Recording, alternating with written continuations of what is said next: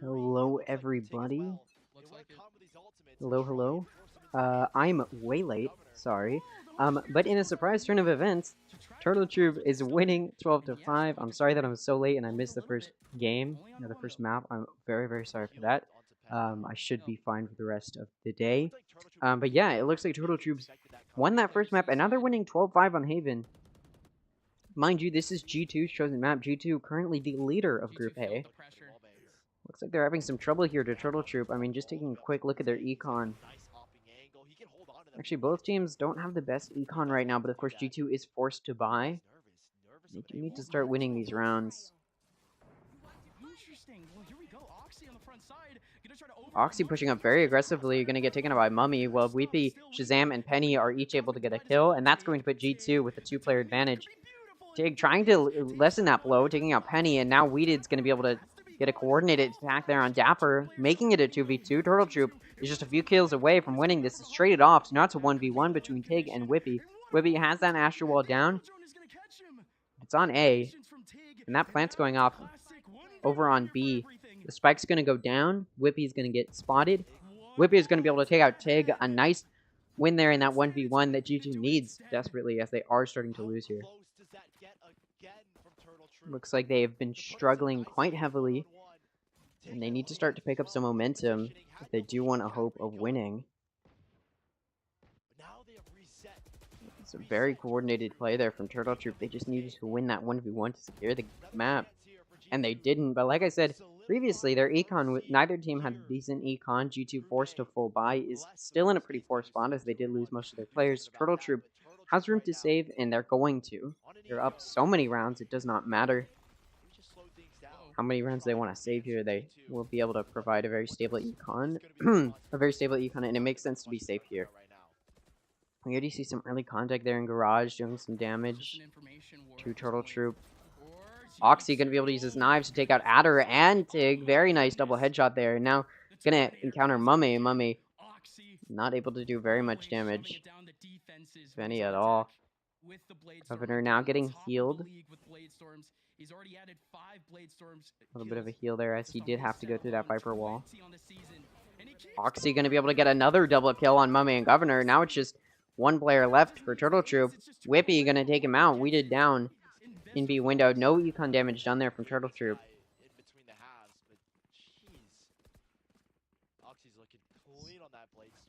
Turtle Troop had a very poor round. They weren't able to do any econ damage there to G2. G2 now going to be in a very good spot. And if there's a team who I think can come back and win this map, it is G2. I think maybe they've just been choking a little bit. Again, I haven't really been able to watch the game, so I don't know exactly what was happening prior to these past few rounds. Just know that Turtle Troop has either had a big stroke of luck, or they're playing much better now. Governor able to take out Oxy. And now Turtle Troop has that player advantage. They did save the previous round, so now they have guns. Governor able to get another pick on Shazam. Gonna ult out. Not gonna be able to connect and take anybody out. Dapper is going to take damage. Able to take 2 knives, and now he's down to 50 health. Not looking great for G2. Governor is low in health. Nobody was able to take him out, though. Adder's pushing up pretty aggressively in mid. Not going to catch anybody, though. Nobody's pushing yet. And then that drone comes out to detect Penny, so they know Penny was looking at it. They know to expect somebody. Penny is going to be pushing this. Ooh, Adder going to get timinged. Penny going to be able to take him out. That flash comes out, but Mummy's going to play it safe and back off of that. And actually ult Penny. Not the worst thing to do, but that concuss comes right back out. Tig with a flank on Penny's going to take him out. At the same time, Governor is able to take out Dapper before Whippy takes him out. Remaining, it's a 1v3. Mummy's going to take Whippy out, and that's going to win them that round. Well played there from Turtle Troop, and they're going to take this first series of the day. Again, I did not see exactly what happened, but it looks like Turtle Troop, the bottom of the barrel, who, like I said yesterday, XQC is looking at purchasing, and honestly, I think if there's a team he's going to buy, it's either Turtle Troop. It's either Turtle Troop or the guard here, but we may be looking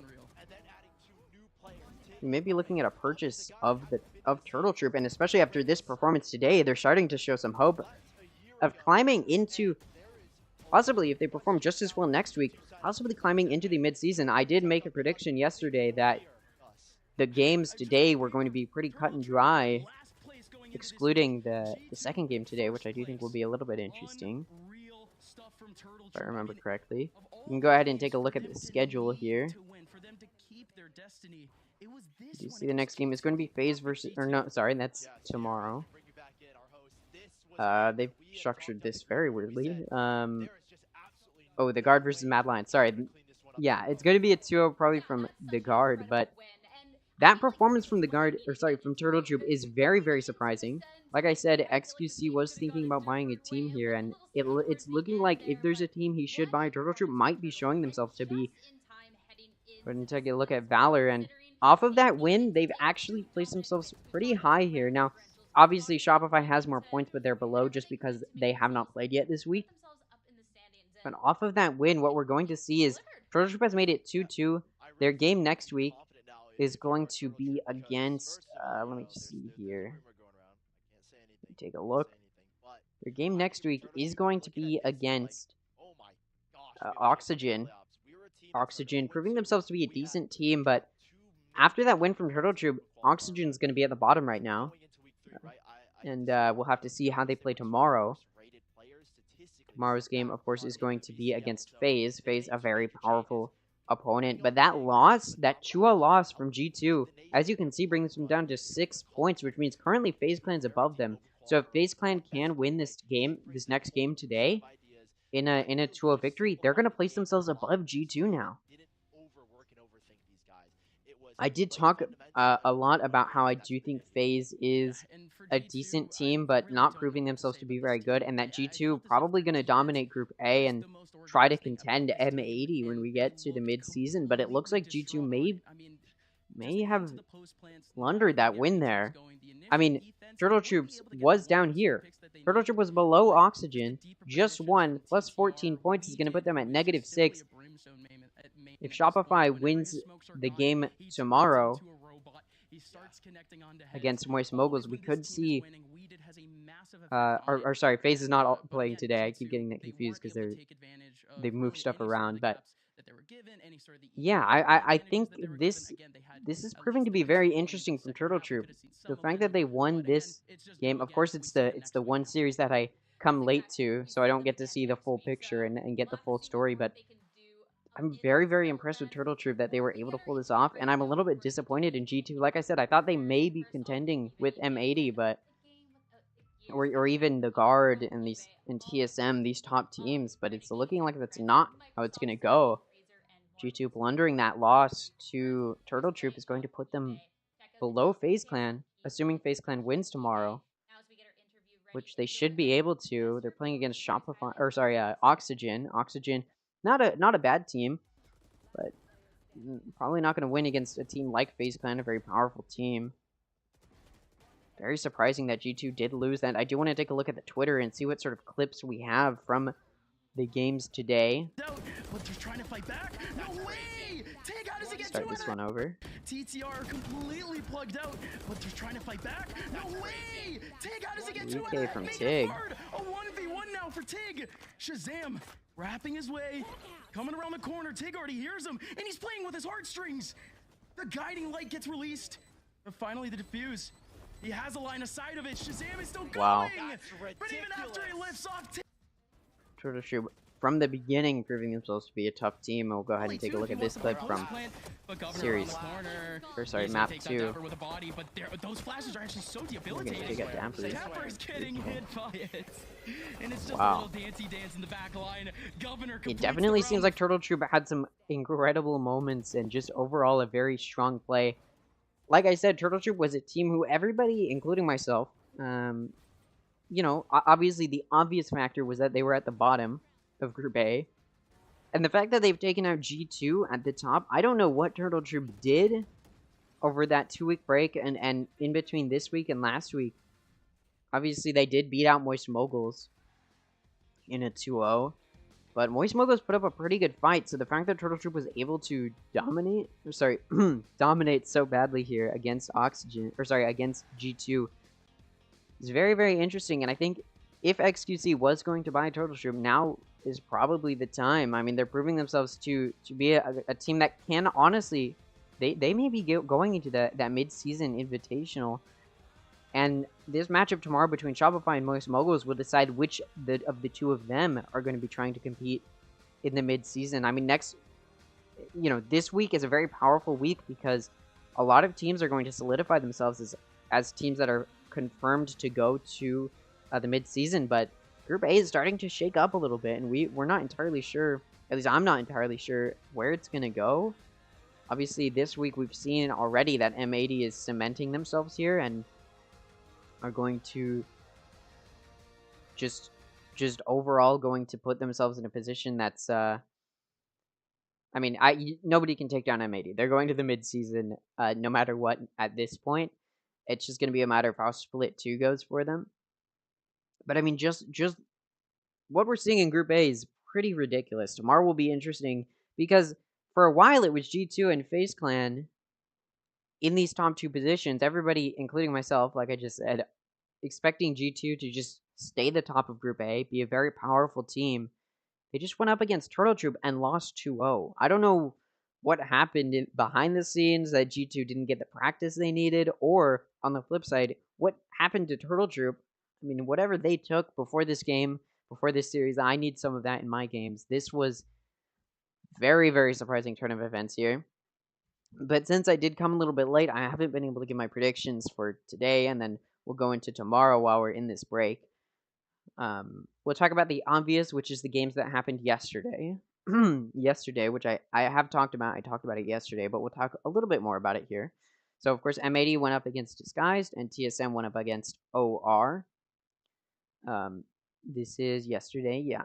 So, M80 beat Disguised 2-0. Disguised had a very abysmal performance, nearly 13-0'd in that second map, but I think they won 2 rounds before M80 took them down. Disguised lost 13-2, I believe, in that second map.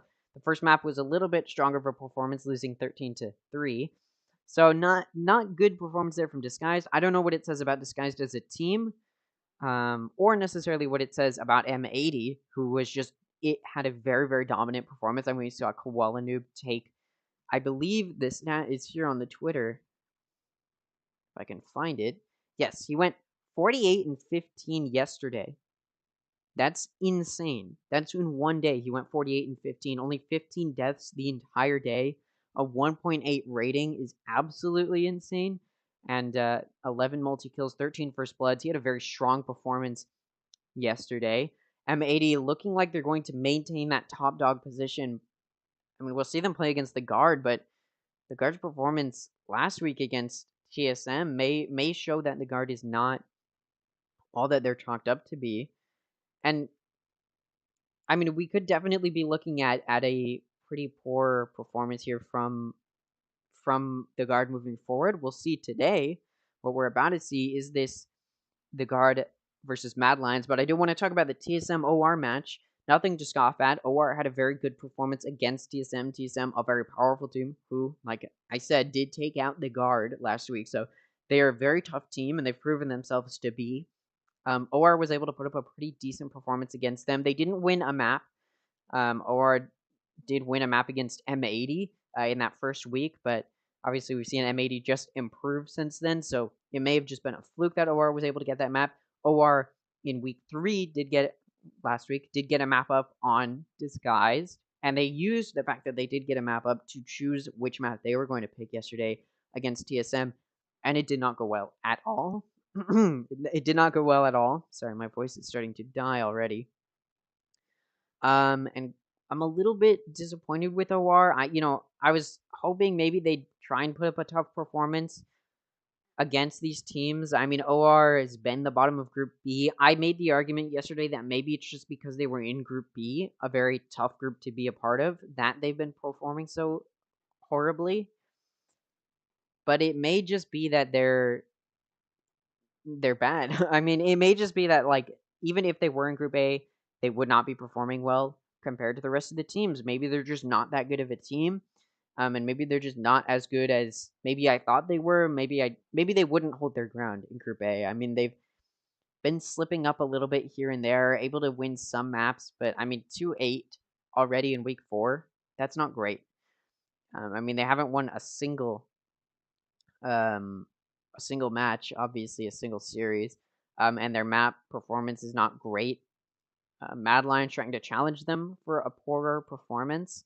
If Mad Lions does lose 2-0 to the Guard, they will actually have lost more maps than OR, which I believe won't put them below OR, but um, definitely not looking good for Mad Lions, to say the very least. It should be said these look weird right now because the teams that haven't played in week 4 yet don't count. Like essentially they don't. So like 2-1, even though the Guard has more points than TSM because their win loss ratio is worse. They're below TSM, but after today they'll their point count will be back into consideration. It's only comparing those who have the exact same amount of games.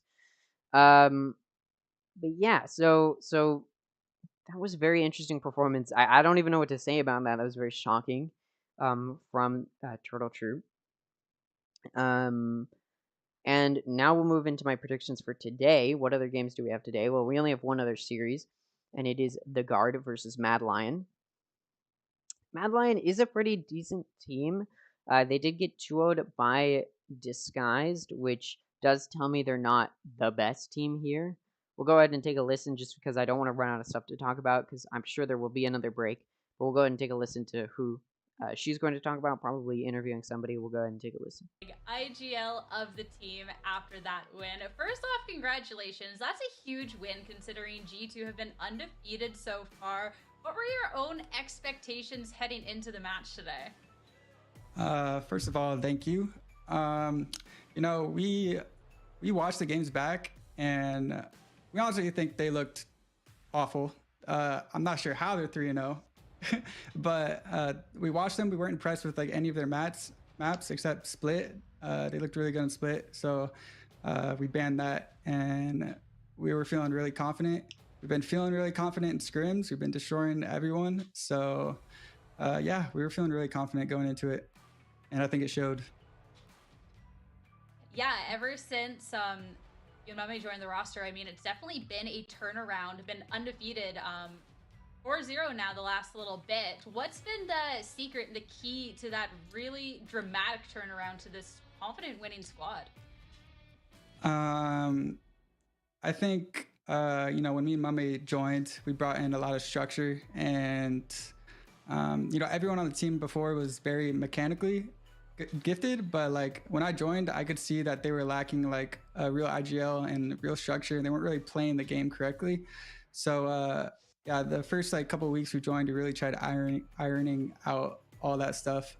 Yeah, and I also think we're good on every single map, which is really helpful. So like we can always ban the team's strongest maps. So I think that's the main reason why we keep 2-0ing everyone, is because yeah, we're strong on every single map. Now, for yourself, coming in more than halfway through the split as an IGL, how has that adjustment been? Because you're not only adjusting into a new team, but also taking over that leadership role.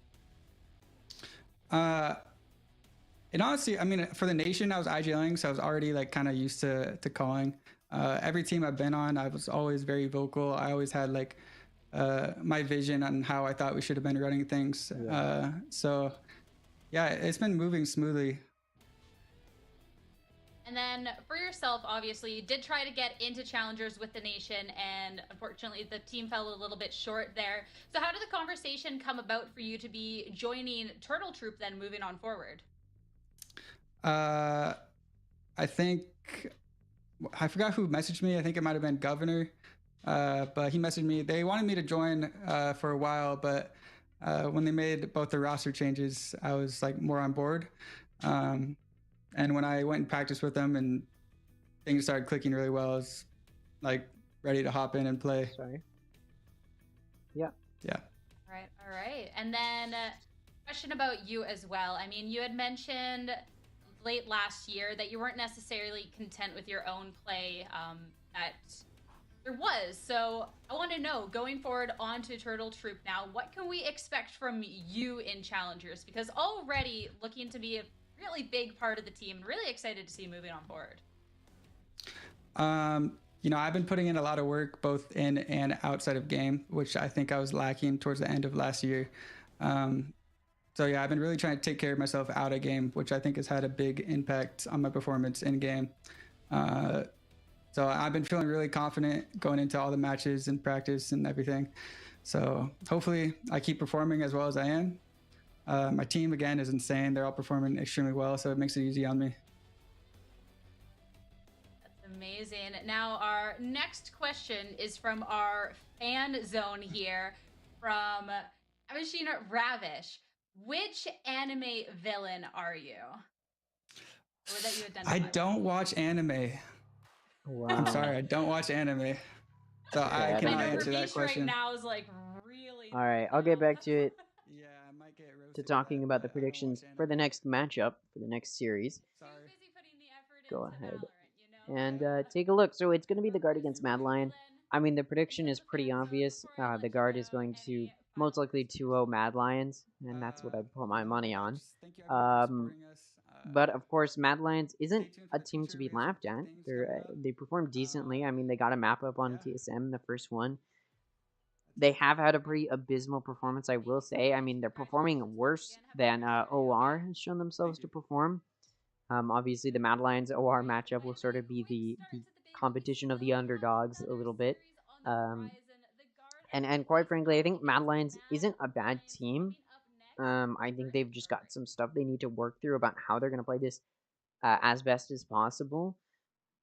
And I think playing against a team like the Guard, they're not going to be able to put up much of a strong performance. I mean, just realistically, let's take a look at the Guard. Already, I mean, it was I mean, they performed very well in the Ludwig and Derek Invitational. They won that. The Guard, of course, is currently not ranked the highest in North America by any means, but they are ranked 7, which is still a pretty decent rank overall. Of course, they've got some amazing players who probably just didn't play that well last week, especially, and I've talked about this already, but I think the stuff going on behind the scenes did very much so impact their play. And I'm hoping, just for the sake of content, as well as the sake of their own performance, that they start playing a little bit better moving forward. But just looking at the Guard's performance, I mean, they 2-0'd Disguised first week, strong right off the bat. They 2-0'd OR, very expected 2-0.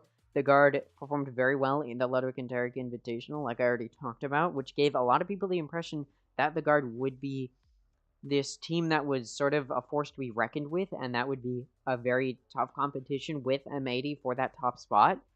And then they got 0-2'd by TSM last week, and like I said, I do think that was because of the stuff going on behind the scenes, but that doesn't mean we just disregard it. I think it is something to be talked about. They did lose 2-0, which means the players either weren't playing their best or just did not have the best team communication. Positionally, they weren't playing very well, and I think their performance right now against Mad Lions will show if, that was just a fluke, and if they're going to continue to be strong. Sure, they got 2-0'd, but that was the wake-up call they needed to continue to play strong or start playing strong moving forward. And we'll see if this game today against Mad Lions, this series against Mad Lions, will be what they need to start performing better and be sort of that show of display that they are going to be dominant. Sort of like yesterday when M80 2-0'd team like Disguised, who's not a bad team. They 2-0'd them just to sort of, almost like I would say, assert their dominance that, yes, we are not going to take a loss. We're here to cement ourselves. We don't want even the slightest glimmer of a falter in our step. We're here to try and make it to Champions League even. It's looking like that's where M80's headed, is to compete with the big dogs in Tier 1. And quite frankly, if they don't make it through to the Ascension tournament, I will be very surprised. But we do have to look at the Guard, who everybody thought was going to be head-to-head with M80, who did take that 2-0 loss. Regardless of if that was a fluke, you do still have to think, well, they did take a 2-0 loss to TSM. That's still a fluke, and you don't want flukes, especially now in Tier 2. There's no going back. Like, you need to prove yourself here. Especially, I mean, they've cemented themselves a spot in the mid-season, but you do have to ask, how well are they going to perform in the mid-season? I'm hoping that they can continue to dominate this performance, take out Mad Lions in a 2-0, continue and start to try and reassert their own dominance.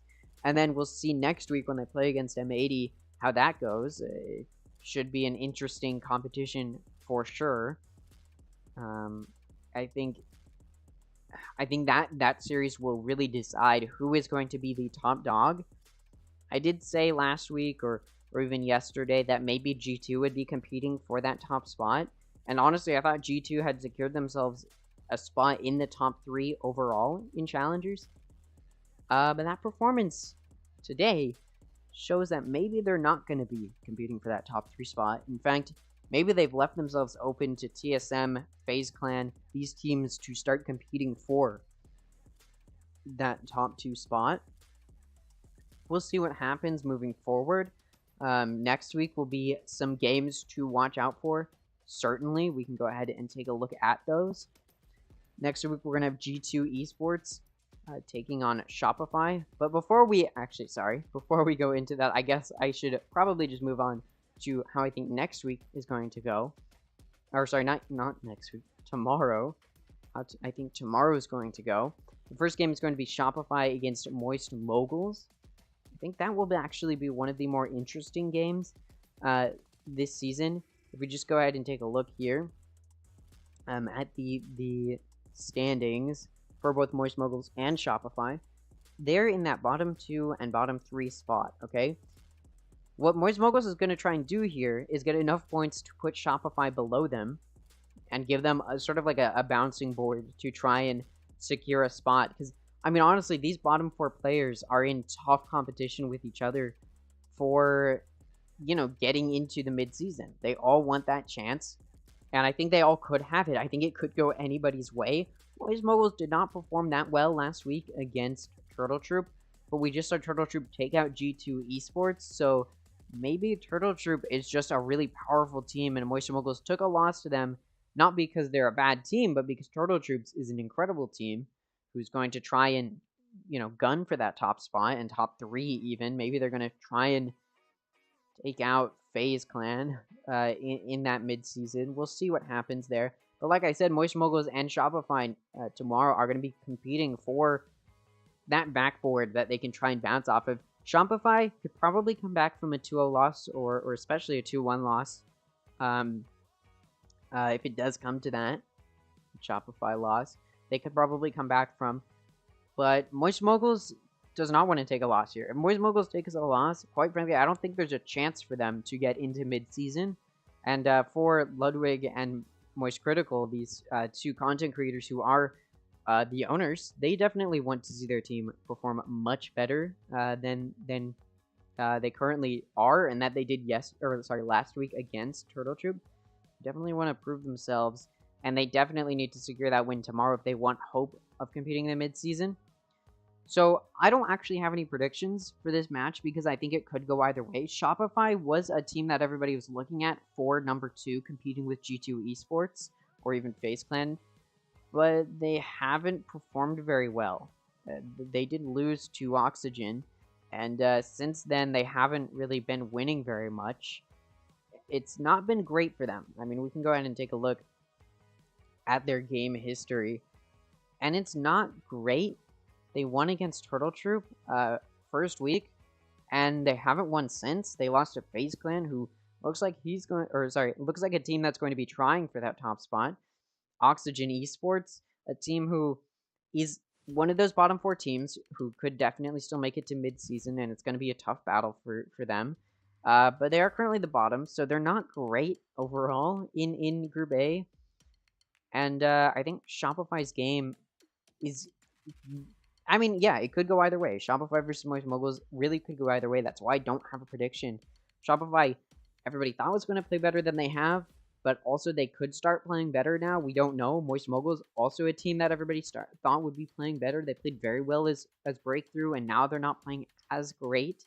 Again, that 2-0 loss to Turtle Troop was very disappointing for them for sure. I think both teams haven't been performing as well as anybody's expecting them to. So this matchup will be interesting tomorrow. Should be important to mention, I'm going to be late tomorrow as well, so I probably won't be able to catch at least the first map, but I should be home in time for the second map. We'll see though. Maybe, I mean, this first series went much faster than I had anticipated because of that very dominant performance from Turtle Troop. So, see what happens there. And now we'll go ahead and start looking at next week and the matchups that are going to be happening next week. Go ahead and take a look here. So, or sorry, I didn't talk about FaZe Clan and Oxygen, mostly because I think it's a pretty cut and dry open and shut case. FaZe Clan's a very powerful team, and they've proven themselves to be a very powerful team. Oxygen, currently at the bottom of Group A. I don't think they have a chance against FaZe Clan. FaZe Clan is a good team. So is Oxygen. Don't get me wrong. Oxygen is definitely a good team. I mean, we can just take a look here. And you'll see that Oxygen has had an interesting performance. Obviously, they were part of that open qualifiers. But they did lose to Breakthrough. They won against Shopify, a team everybody thought was going to be dominant. And then lost to G2, who everybody who went up against G2 did lose to G2 up until today. So that's sort of expected. I think Oxygen is a good team, but that 2-0 loss to Breakthrough definitely does not bode well for them. And so I just don't think they'll have a chance against FaZe Clan, quite frankly. So we'll see what happens there. And now we can go ahead and direct our attention to next week. Now that I've covered the rest of this week, we'll go ahead and just do a brief. I'm not going to go in depth on each of these just because that would take a lot of time that I don't think we have. So I'll just give a brief, quick reasoning and we'll move through it. G2 versus Shopify Rebellion. I think that should go in theory to G2, although their loss today may have been a bad omen, or maybe they'll just bounce back to where they were before. So I do think G2 will win, probably 2-1. We could see a 2-0, but their performance today makes me believe it'll probably be a 2-1. The guard against M80 almost certainly will go to M80. The guard's performance last week was pretty abysmal. We'll see if this game today will get them to re-cement themselves. But honestly, after last week, I don't think they'll have a chance against M80. M80, who is currently has not lost a single game. They're flawless run right now. We're about to get back into the game, so I'll try and get through these really quick. FaZe Clan versus Moist Moguls. I think we'll go to FaZe Clan. They're probably going to maintain the top dog here. TSM versus Disguised. Probably, honestly, that game could go either way, but it'll probably go to TSM. They 2-0'd the guard of all teams, so, it should be pretty cut and dry. Turtle Troop versus Oxygen could definitely go either way, but after Turtle Troop's performance today, I would expect them to beat Oxygen. And then OR versus Mad Lions should, in theory, go to OR. I don't think Mad Lions is going to win against the guard here, even at a single map. So I think OR should be able to play better than them there. In any case, though, I think we're going to go... I think the broadcast is about to start back up, so we'll go ahead and take a listen. Series of the day, of course, being in week 4, there's a lot of stakes for these teams as we're looking ahead into our face-off. Of course, at this point, the guard, they've been on a pretty decent run, so this is the game that could secure that spot, whereas for Mad Lions, this is the one that they need to stay alive. Yeah, so just understand this. Mad Lions are currently sitting 0-3. And with the way that this group has gone, this was known as the group of death. It was a battle for, I would say, 3rd and 4th qualification into the mid-season face-off. So Mad Lions starting 0-3, one of the teams that we had looked at throughout the open qualifier and said, this team is a banger. This team is a banger. They didn't start off well, have made adjustments. Last week got absolutely demolished, in my opinion, against Disguise, a team that's also through the open qualifiers. And now they're looking here. It is a must-win game to stay in contention for the mid-season face-off. Yep. And of course, their must-win game is going up against the guard. And this was the team, I mean, you're talking about the group of death. And I mean, this is one of the main reasons for it. The guard, in previous weeks, they were looking really, really good. But I mean, there definitely is something to be said about what we saw last week. Yeah, their game against TSM, it definitely looked shaky. I mean, it wasn't great on the brand new map of Lotus. Yeah. The team had, I would like to say, at least like a month or two to be able to prepare for this map. So seeing a team like the Guard, who has been continuously innovative throughout VCL and VCT, it was kind of disappointing to see that low performance on that map. But when it came to a little bit more of a familiar map like Pearl, they were taking all the way the distance. TSM, they're just a team that's getting better and better, but you really can't knock the performance of the Guard on that second map, but there still absolutely are questions about their form right now. Yeah, I'm questioning. Is it Yeah. a matter of the fact that the guard just started off really hot and had like we're just relying on? I mean, like I said, I don't think obviously they did say Mad Lions does need this to compete in midseason, and they do, but I don't think they're gonna get it here. Mad Lions has had a pretty terrible performance. They had a really I think TSM had a really good game last week, and it was I think in my opinion I think it was the guard just having some stuff going on behind the scenes, and I think with this last week or with a week of time in between, I think they'll have had the time they need to practice and get back into what they need to get back into.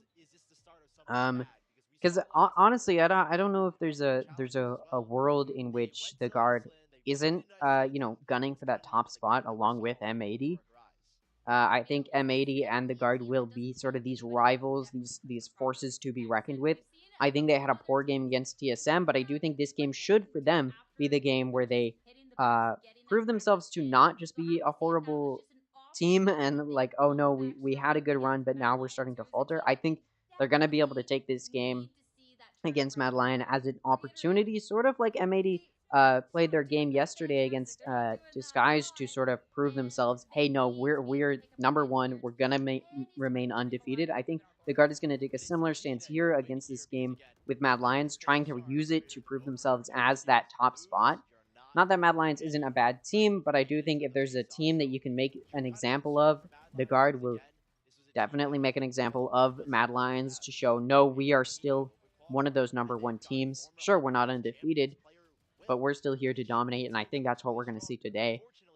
I and quite frankly, I don't think Mad Lions has a chance. I could be wrong. We could have a major upset like we saw with G2, or like we saw last week, but I don't think we will.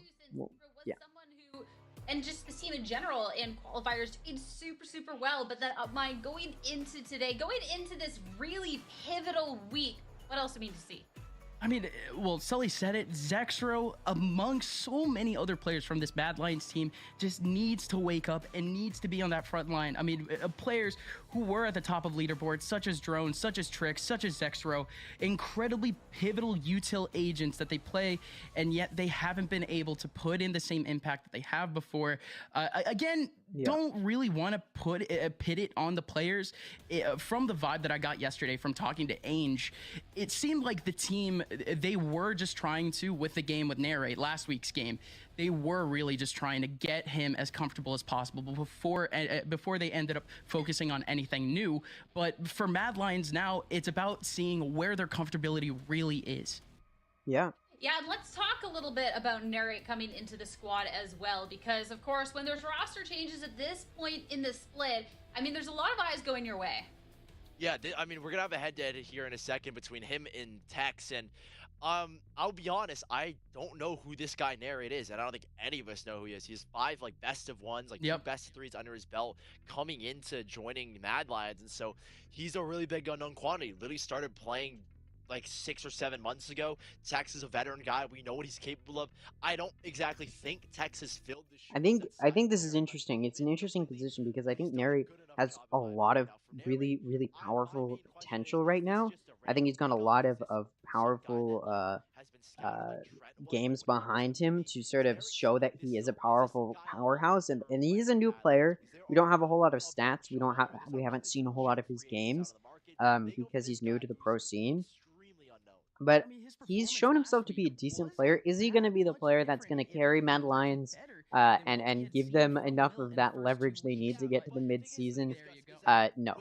Quite frankly, no. I think he's a powerful player, but on a team like Mad Lions, where they're just not going to be nearly as organized as the guard, I don't think that Narrate's going to be the guy to bring them forward. I think Narrate has a nice future ahead of him for sure, but I don't think Mad Lions is the team that's going to give him the support he needs to really show himself to be that sort of young fire that the esports scene is looking for. I think he definitely has that, but Mad Lions isn't going to be the soil needed to allow him to sprout into a nice big tree. Let's go ahead and take a look at these maps, these map picks. Icebox was banned by the guard. Mad banned Haven. Pretty good choices here. The guard picks Ascent. We've seen some really nice Ascent games from the guard. And of course, Mad picks Lotus.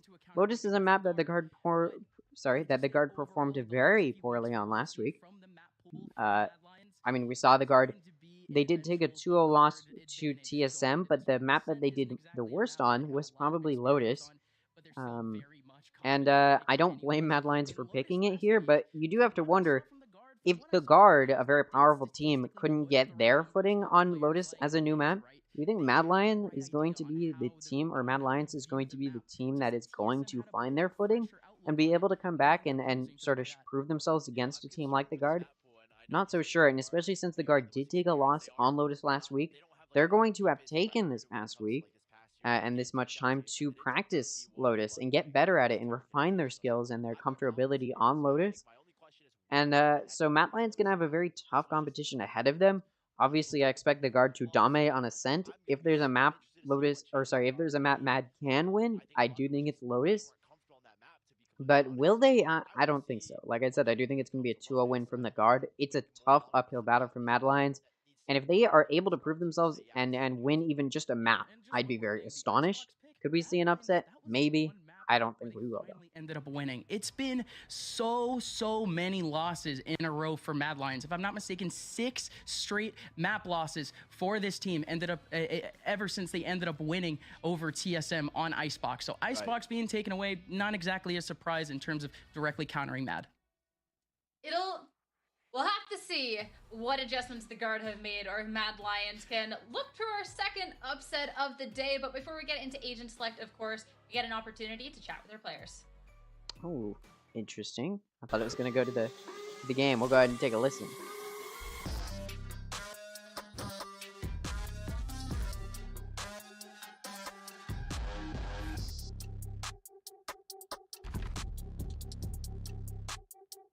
I believe these were filmed during the 2-week break, by the way, so I feel like our team prep has been really well. I feel like we have been, diving. I think that's important context because they don't. This is before they lost 2-0 to TSM. I feel like we've had a good read on both the teams that we've played so far. I feel like a big part of that is Josh and Valen. They spend extra hours always going over the other team's VODs and our VODs to see what they see. I'm honestly excited to play against Mad Lions. I have a good friend, Drone, on that team, and they're an up-and-coming team. They just got signed to an org, and I would say they're the underdogs, but I feel like they have a lot of potential. And yeah, I mean, we scrimmed Mad Lions quite a bit, so we're pretty familiar with how they play, and I don't think their style will be able to catch us off guard. The only thing I would have to say is, like, against a style like that, individually, you kind of have to be playing very well, because if they're running it down at you and you know what's happening, but you're not hitting your shots, and sometimes you can just lose a match that way. Yeah, I would say as long as we're individually in form and we're confident in that matchup, we should be fine. I think we are prepared. I think our style of play kind of matches up against their style of play pretty well. As long as we make sure we can shut them down to their individual players. I would say we're prepared. You just got to think about styles and get ready for it. I can't confidently say any team in this like, is I see all these pro players and they got chains. This is like an easy matchup because they all got here for a reason, and it's Valorant at the end of the day. So I know for at least myself, and I know for my teammates, we take every match the same for our prep. We're never slacking for a week just because we're playing X team. We're making sure we're closing out these games, especially these ones that should be easier. If you want to make it into the face-off or into the playoffs at the end of the year, you got to make sure you're winning these games. I would say when we play against Mad Lions, I feel like they have a bunch of trick plays, and that's not just a player. It's trick plays, as in you don't know what's gonna happen. With how close they brought TSM, I think Valorant's a game where you just can't underestimate anyone. You know what I mean? You always have to give your opponents the time of day and the respect that they deserve. I think Drone is kind of underrated. I think he's really good. I think on TSM he was really good. And I think, we've scrimmed Mad Lions before knowing they're in a group. And Drone has always pulled off some impressive clutch, 1v4, spray transfer, some random, just incredible play. And I think he's definitely the player to watch out for. I think that recently Trick has been pretty impressive with his performance, and I also think Zexro is a pretty solid player. My message to all the challenger teams is just, keep practicing, because when you play us, it's going to be a tough match. So make it a good game.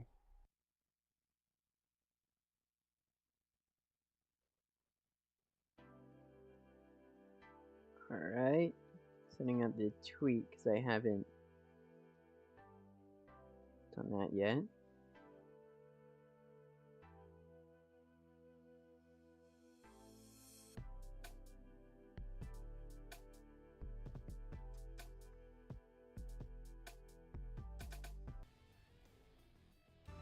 We head into map number 1. The stakes have been set. The stakes are high. All right, let's get into it. That started very quickly, all of a sudden. All right, let's get it started here. I'm very excited.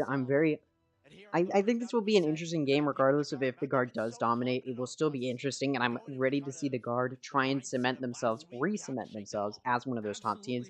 Let's go ahead and take a look at the agent select. Jonah picks KO, Trick picks Sova, Tex takes Jet, Ange takes Astra, Net takes Killjoy, Drone takes KO, Trent takes Sova, Narrate takes Jet, Valen takes Omen, and Zexter takes Killjoy.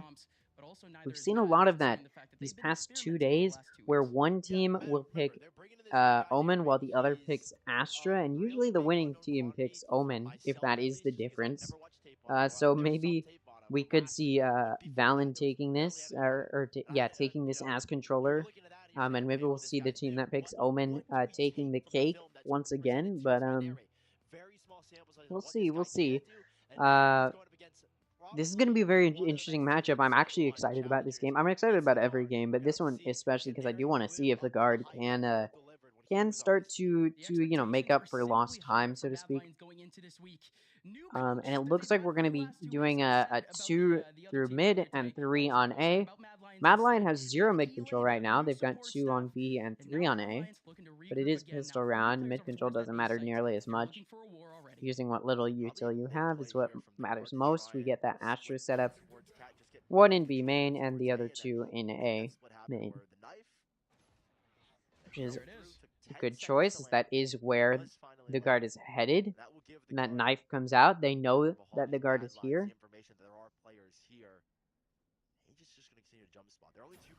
And trying to jump spot them over that box. Net pushing up mid is actually spotted as well as Valen, I think. Or maybe Net's not spotted, but Valen is. Net's going to back up while Valen goes towards through cat into maybe tree. Mad isn't giving up mid, but they are starting to back up off of it.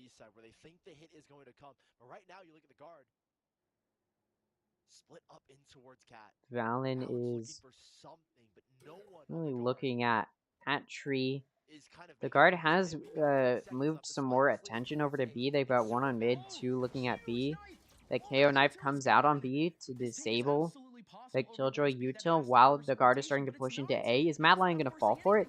No, Narrate's going to be there to take out Tex and Trent. Valen with the flank is going to be able to take out Narrate and turn his attention to Drone and take him out. Oh, Ange not going to be able to catch Valen. Now there's a player advantage to the guard. Let me turn this down a little bit. I don't know why it sounds so loud to me. Turn my own volume up, maybe. Or turn my own volume down, that's what I meant. And it looks like Valen's going to be able to take a 4K in total. Going to be the deciding factor in winning that round for the guard. A pistol round goes to the guard. And as always, you win that pistol round, you get another round off of that. You should see those first 2 rounds go to whichever team wins that pistol round. And we should see the guard take another round here. Mad Lion's just trying to do econ damage now. I always say that, but I'll say it again. The guard pretty much doing the same thing where they've got 2 that are going to be looking at mid B and 3 going through A main. And I believe it is the exact same players in those setups. We've got a very aggressive push out in main, but it's going to get denied by Tex, who's going to get a double kill. Trent turns his attention to Narrate, takes him out. And now it's Drone all alone, going to get turned from tree. Going to have to turn around, try and take them out, but Net's going to be there to deny it. 1 player left alive. It's Trick, and all he has is a shorty. Again, he's just trying to do econ damage. Not going to be able to do it, though. Valen's going to take Trick out. Flawless round for the guard means no econ damage done to them. They all get to keep their guns. They're going to be pretty well off now going into this 3rd round. Mad Lion didn't get any econ bonus from kills, so they're just going to have to take that flawless loss. And not going to be able to full buy, but they will have guns, and some of them have light shield. Some of them are able to get full shield, but most of them have light shield. And it looks like the guard is going to be entirely focusing on A now. Usually they send, or they pass the first 2 rounds, they sent 2 from B link to mid, but they're backing up off of that. And now they're turning their attention with a 5-man stack in A main. Got 3 in A lobby while 2 are pushing up. Tech's coming through now. Gonna get through to a smoke. Mad Lion's gonna get pushed off. The 1 in tree is gonna be forced back. Shot a little bit through the smoke by Trent. Trent sending those darts back, trying to do some good damage. Zexro does take some damage, but still has over half health. So still gonna be decent. A little bit of damage is done to the guard through the use of util. Trick, you're gonna be able to use that dart to take out Jonah. Zexro from tree is gonna take out Net. Also gonna be able to take out Tex while Nary takes out Valen, and Trent's gonna shut down Zexro, but now he's all alone. He's in a 1v4 situation. The spike is being defused. He has to push. Drone's gonna take Trent out, and that's going to be that 3rd round to Madline. They did have better guns, so if there's a round to win, it's that one. And the guard did minimal econ damage there, meaning only 1 player was lost for Mad Lion. Narrate does have his knives, so he may just give his gun to Zexro and decide to use knives there. Looks like that's not what's happening. Zexro is going to be bought a gun by Narrate. Either way, Mad Lion now in a decent position econ-wise as they were able to keep those guns. The guard now has the money from that save bonus. They're going to be able to full buy now. So the guard is in a little bit of a better spot gun-wise, so they should be able to take this round, but Mad Lion is set up to survive a loss. Obviously, they would prefer a win, as would the guard. Narrate's going to get spotted by that dart. Trick's going to be able to take out Jonah while Net takes out Trick. Zexro going to take out Net. 4v3 right now. Narrate going to be in the right position to take out Tex while Drone's going to take out Valen. Trent now coming through alley. Two players on site. Another 1v4 for Trent. Will he be able to clutch it? He may just want to save his gun here. They did full buy. He has the spike. Gonna spot Drone. And now they know where he is. He's not able to connect on Drone. A small little wallbang shot. And then that dart. Shock dart is actually able to do some damage. The knife isn't going to detect him. He's going to back up. Mad Lion now knows how far backed up he is. Trent going to try and take out Drone, but missed that shot. Narrate going to be there, come up from under and take out Trent. Very nice round there from Mad Lions. A little bit of a poor performance there from the guard. And Mad Lions now going to be in a great spot econ-wise. Going to be able to full buy. The guard not in that good of a position. Mad Lions survived with 4 of their players alive, only losing 1 once again. And so their econ's going to be great. The guard needed to win that round. They did force and full buy, and it didn't work out. So now they're going to have to bite by and save. Which we do see happening. That Vandal on Valen, who's having a little bit of a better performance than the rest of the team.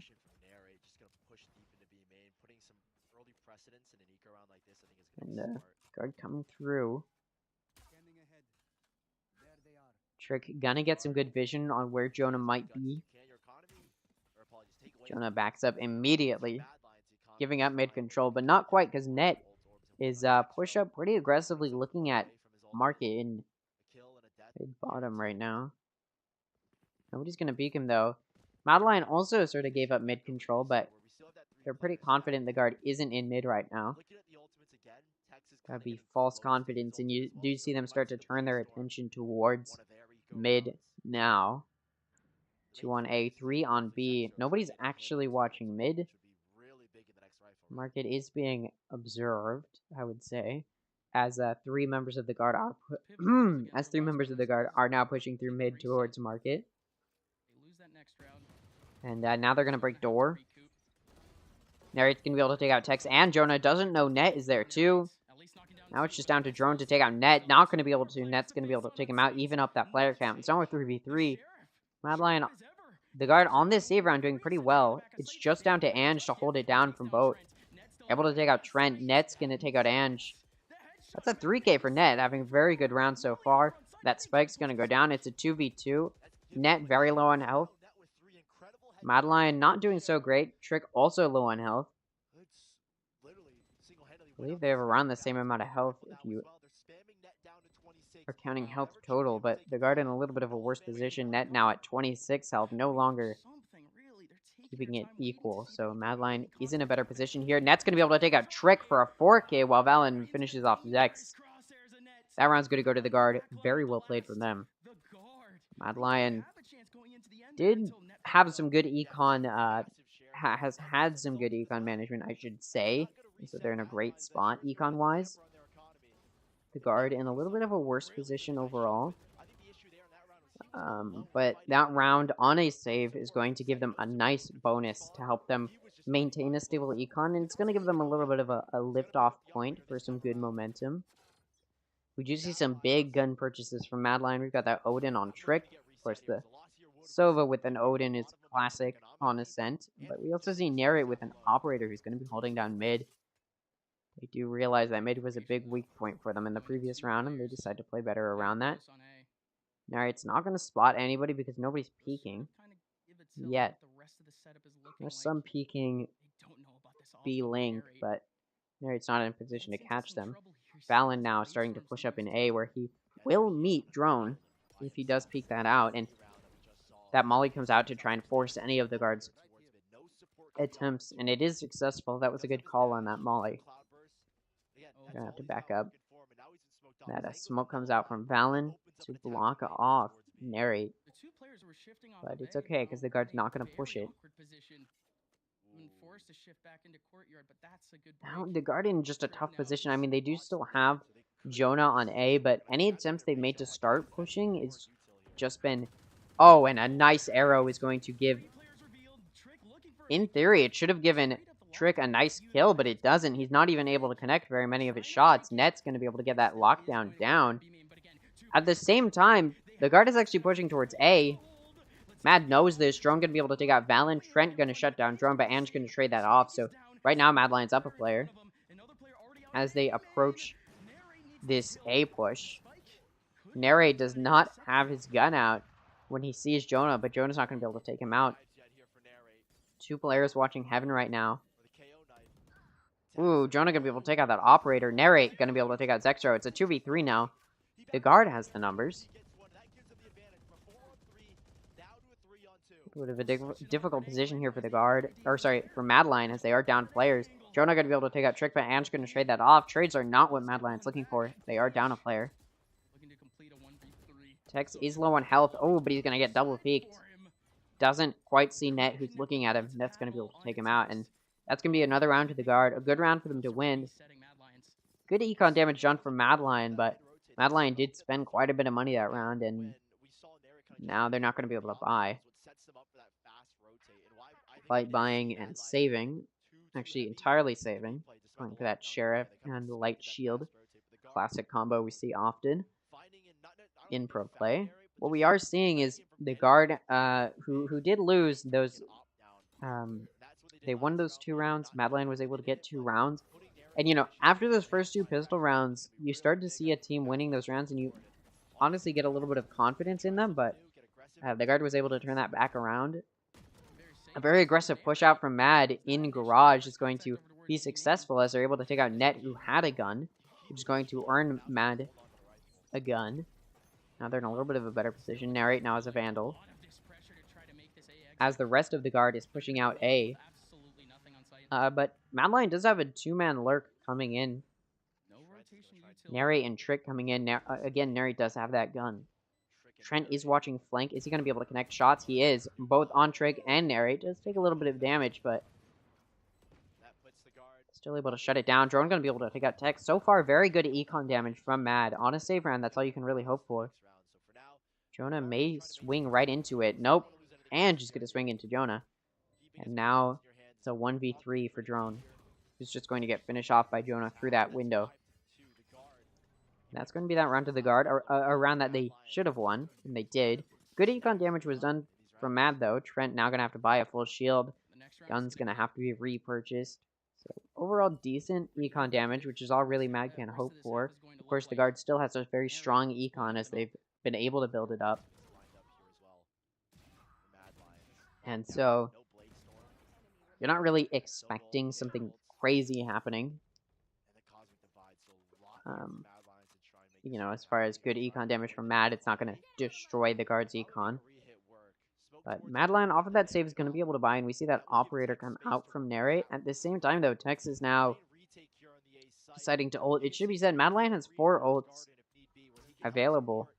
The guard only has 2. Tex using his currently. Going to be able to push Zextra, who's blinded.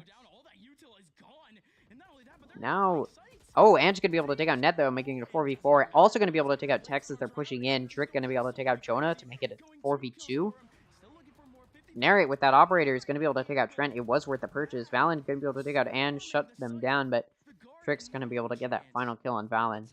Secure win for Madline on a very heavy purchase, and it works out.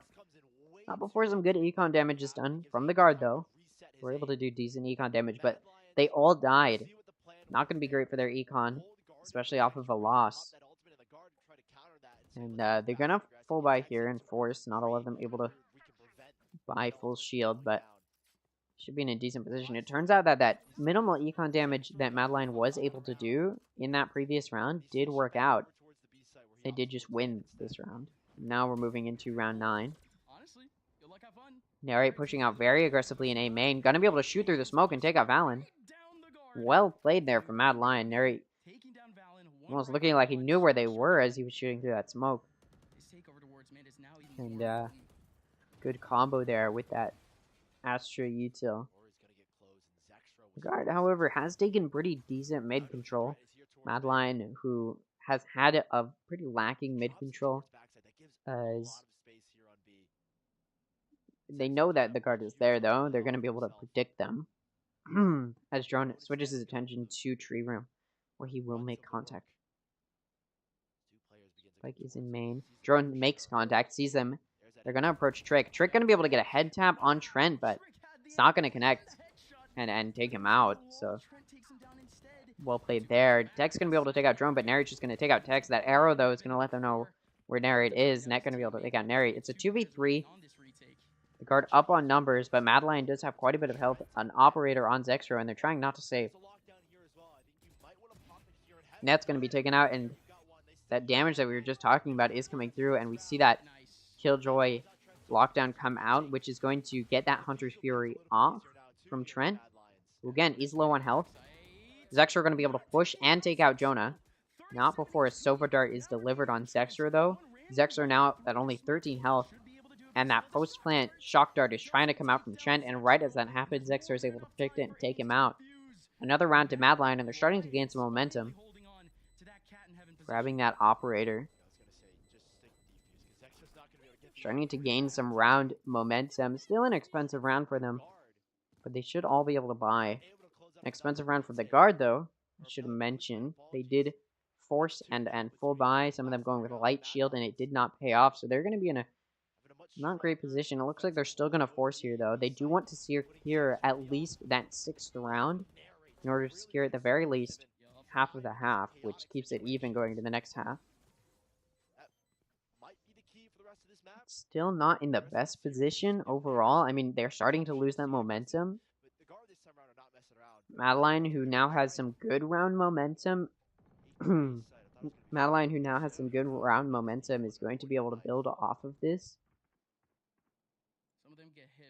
Hopefully gain some good econ moving forward. As we speak, the guard was looking at A, but they want to back off now. Those shock darts come out. Those shock darts come out as that orb is grabbed. Sorry, my voice is starting to die. I need water. It's okay. Power through it. The rest of the guard now backing up. After that orb is grabbed by Net, they now have lockdown available, and it looks like they're going to use it on B. Now, last time they used the lockdown on B, they actually took that opportunity to run over to A through mid. We'll see if they decide to do the same thing here. That Owl Dart comes out. Going to give some good vision on Narrate and also let them know he has an operator. Also let them know he has an operator that ult's going to come out, as well as that blind to force him off. The guard can be able to take out Tex, almost knowing where he is. And also going to be able to take out Zexro. Zexro, who appears to have choked and not going to be able to get that kill off. Now, a 2-player advantage is in the favor of the guard here, who has taken very minimal damage. Tex now has an operator. And remember how they had worse guns? Well, they were able to pick up guns. It's working out for them. A wallbang kill from Valen's going to be huge there. And now it's just down to Ange in a 1v5. And they don't really have the econ to force and try and replay this 1v5, so they may just have to take the loss and try and save here. Which it looks like Ange is trying to do, but not before doing some econ damage. Gonna be able to take out Jonah, but Net's gonna finish Ange off, as well as any hope of a clutch situation. Good round there from the guard. They played their cards well, they forced there, and it paid off. Now Mad Lion, offered that round, who has had some econ damage done to them, is not going to be in a very good position now. Even with so many wins, they weren't really able to save up very much money, and they're not going to be able to buy here. But it looks like they are going to force, because at this point, in this position, they want to try and secure that 6 rounds. The guard now, with better money and better guns, should just be able to secure another round and give them the advantage into the next half. And 4 members of the guard are pushing up now through garage. Valen following shortly.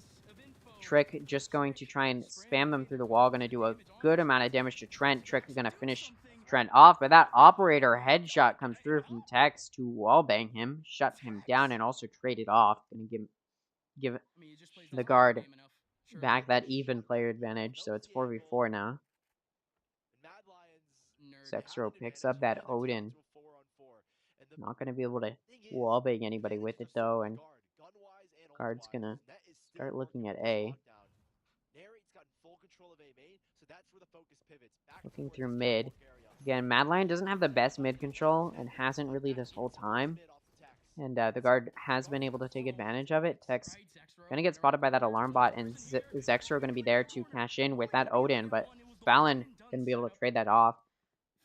Not going to take any damage from that. Still a 3v3, but Ange is down on health, so not great.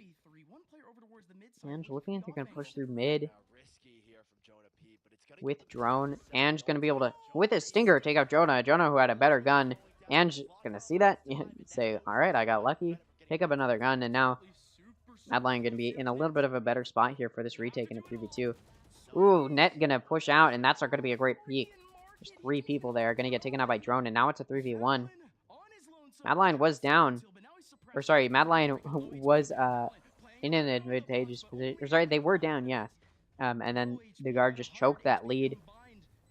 Drone going to be able to finish them off, and that's going to be a round to Mad Lion. Like I said, they're trying to just force and get to that that position where they can try and get to that 6th round. Now we see that 5th round to Mad Lion. So going into this last round, not only will Mad Lion have good guns off of that sort of forced save light buy weird thing that they did, where they sort of needed to win to have good econ this round.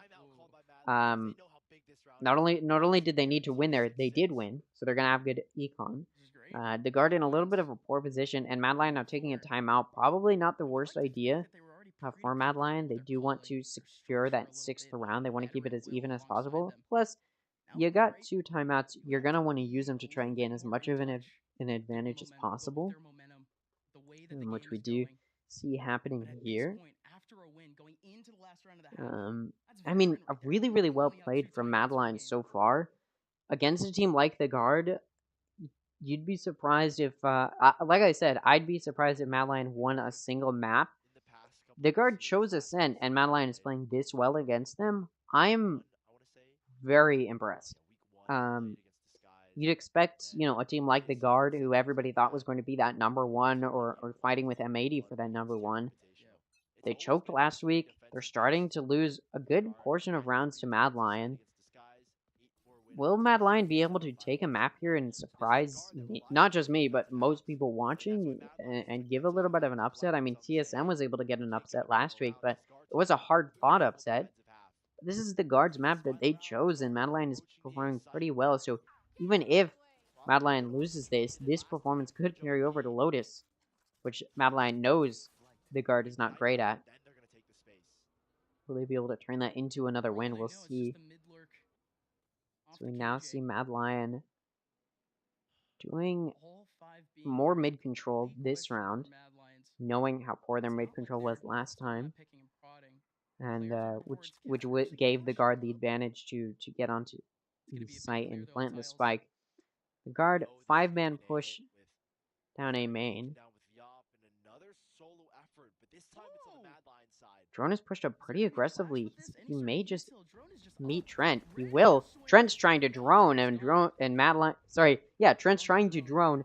Drone is going to catch Trent trying to drone and take him out. Weird set of words there.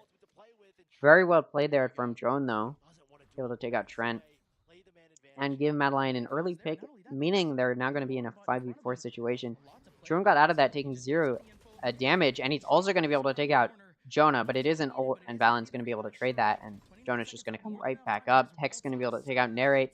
The guard now in a player advantage, able to get it back, and it's going to be traded off. Not what they want when you're down a player. So it's a 2v3 right now. Zextra just going to break that door. Trick's going to be able to take out Tex, as Zextra is also pushing that, and now it's a 2v2. That arrow comes out. Trick knows where they are. Trick's trying to push and take out Valen, but decides to turn away. Valen's going to take out Trick. Now it's just down to Zexro in heaven. Has to defuse the spike. It's the last round. There's no point in saving, so they're going to have to do something. Valen is in hell. And just going to get taken out from behind from Valen, who is in hell. That's going to be a 4K for Valen. Nice round for him. Able to get some good trades there. Mad Lion in a little bit of a worse off position now. Mad Lion should... I mean, Mad Lions is performing very, very well against the guard. Like I said, the guard is a team that everybody thought was going to be competing with M80 for that top spot, and the fact that they are starting to falter a little bit, even performing this poorly against Mad Lion, is a little bit of a shock. Even if they win, Mad Lion got 5 rounds on the guard. The guard's supposed to be this impenetrable fortress, and they're starting to fumble. We saw them fumble last week, like I've already said, and now they're starting to fumble again. And this is their chosen map. This is the map they need to be dominating on, so it's not looking great for the guard yet. But we'll see if they can, you know, come back and win this map and try and destroy Mad Lion's hope, and then see if they can perform better on Lotus than they did last week. We'll have to wait and see.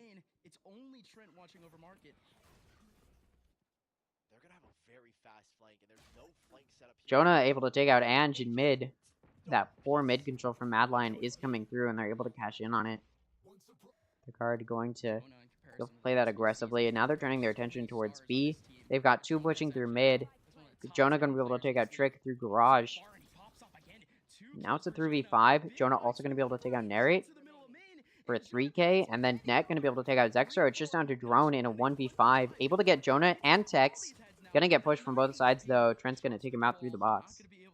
That's gonna be that round to the guard. Not before Mad Lion did some good damage, but it is a pistol round, so econ damage, econ bonus doesn't really matter here. It really just matters who wins, who's gonna be able to secure some good econ, and the guard wins there, so they're gonna be able to secure some good econ. They should be able to get another round off of this, and as always, they should be able to just force a buy and get another round. And Mad Lion's now going to have the job of trying to do as much econ damage as possible. The guard looking pretty good here just off of that first pistol round. We'll see how they continue to play. Mad Lion's pushing in through A, it looks like. They do have Zextra lurking in B. Let's see how it goes. That shock dart comes out, as well as that arrow. Net going to be able to take out Trick. Very quick pick. Narrate going to be able to take out Valen. Net's going to trade that off, and then Drone's going to get that pick on Jonah. Sorry about my voice. Well played there from both teams, able to get some good trades, and now it's a 3v3, but overall Mad Lions in a little bit of a worse position, not just because they have worse guns, but also because they have taken some damage. They haven't really been able to pick up any guns. Two members of Mad Lion still lurking in A, while Zexro, who's been on B the whole time, is now starting to rotate. The guard has no mid control, so Zexro can just pass pretty quickly and easily through. But there is the alarm bot in tree, as well as Net, who's ready for it, so Zexro will be warded off if he decides to push through tree. Drone gonna peek through there. Net's gonna spot him from garden. Gonna try and get that shot off, but it's gonna miss. Drone and Ange both able to pick up guns. Gotta give them a little bit of an edge here that they need. Zexro is still on can. I mean, they hear the Killjoy util. They know that it's gonna be a tough push through mid. Able to take out the alarm bot. Zexro still gonna be okay. Trent gonna be able to take out Drone, who was in hell.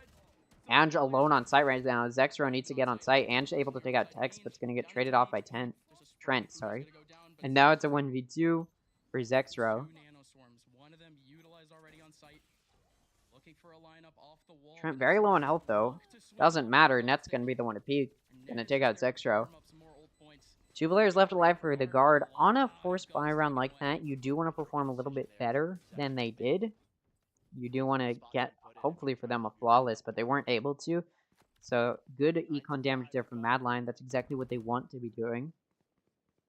So Mad Lion's going to be in a good position here.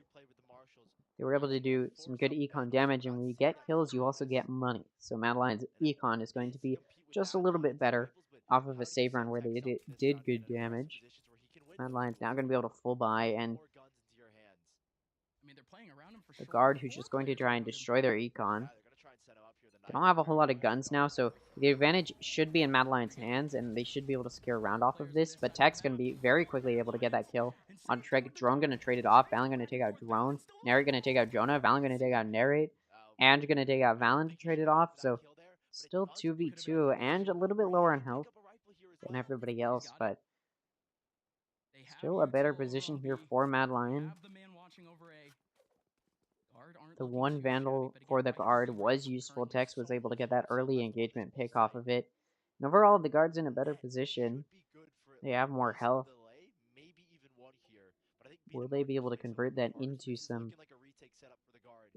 a win, though? We'll see. Off of this save, it's going to be difficult. Mad Lion was thinking about Garage, but they know that Killjoy util is probably there, and mid may just be easier for them. Net is watching market, though. If Mad Lion does decide to push through to market, but they're not. They're going through cat, and it looks like they're going to be going through tree as well. Trent is watching main, so and there's no util on A that the guard can utilize. So Mad Lion was able to just pass straight through mid, and now they're going into A, through to A heaven. To get that turret down to watch CT, and they're going to be able to plant.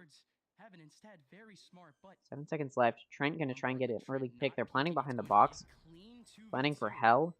They're going to be able to watch it. Trent going to try and get that easy pick on Zexro. Able to do some good damage, but not going to be able to pick him off. That drone comes out. Going to give some good vision, and just going to hide behind there. But that shock dart is going to come out. Try and ward them off. And is going to be forced out. Going to be able to get that pick on Net, though. And now it's a 1v2. Mad Lion down on health, but it doesn't matter. Zexro is going to be able to take out Trent. Around there for Mad Lion that they needed to win. They did full buy there, but they did take quite a bit of damage, which is what the guard wanted to do. When you're down on guns, when you're down on money, when you're down on shield, what do you want to do? You just want to do econ damage, which is what the guard did. Not enough econ damage, and they don't have enough saved up to successfully full buy and maintain a good econ momentum, so the guard is going to probably light buy or save here, which we do see. It actually looks like they're forcing, so some of them are full buying, but some of them cannot. Mad Lion now in a good position off of that win. So they're going to be in a little bit of a better position guns-wise to get some kills. We see Tex Actually, 3 players pushing up very aggressively through B link, and they're going to be able to get that pick on Ange. And that's going to be a gun for Tex. It's going to give the guard a little bit of an edge. Now they have that player advantage. Mad Lions is pushed very quickly into B, and they got that plant off, so the guard is now going to have to push. I mean, they have some time to think about how they want to play this, but they do need to push. And we've got 2 coming in through main, 3 coming in through CT. They know where Narrate is, but he's still able to get that pick on Jonah. Net's going to take out Zextro. Net also going to be able to take out Narrate. Trick going to be able to get that kill on Trent and not able to transfer it to a kill on Net. Able to do some damage, though. And now it's doing Drone and Tex in a 1v1 that Tex is going to win. 2 players left alive for the guard, but it doesn't matter. They were a little bit too slow, and that spike's going to go off. That round's going to go to the mat. That round is going to go to Mad Lions, and Valen dies. Not good at all for the guard. I mean, well, no, it was partially good, but they did force there, and when you force, there's 2 things you want to happen. You either want to have as many players alive as possible at the end, or you want to win that round. They did neither of those things, almost all of them dying. Of course, Mad Lion has been full buying this whole time, so their econ's not great. Still going to be able to full buy most of them, though. Some of them making sacrifices to shield or what gun they're using, but still in a decent position. A really good read from the guard. And it's almost like they know that Mad Lions is going to be on B. Tex able to take out Zextro. Trent able to take out Narrate. Now it's a 3v5. The guard does have worse guns, but Mad Lions was just read like a book, and the guard was able to play off of that. Trent able to take out Trick with a shock dart. Now 1 player less for Mad Lions. It's a 2v5. Drone able to get that pretty gross kill on Valen with that Odin, but Trent gonna get that double kill on both of them to finish them off and get that 4K. Secure a round for the guard that they needed to secure. They did force there. Or sorry, I think they were saving, if I remember correctly. So that's a good round for them to win. The guard playing very, very well, was just trying to do econ damage, and they were able to win that round, stopping Mad Lions' win streak. Good for them. They still have yet to take a timeout, and they may not need it. Still, though, Mad Lion performing very, very well against the guard. Considering it is the guard, and it is their chosen map of Ascent, so it's doing very, very well.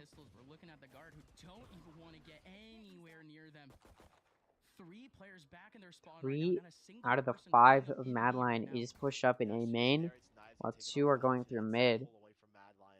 Both teams don't have the best mid control, but on Ascent, it's not the most important. You just need to be watching those entrances through mid, which they're able to do using Killjoy.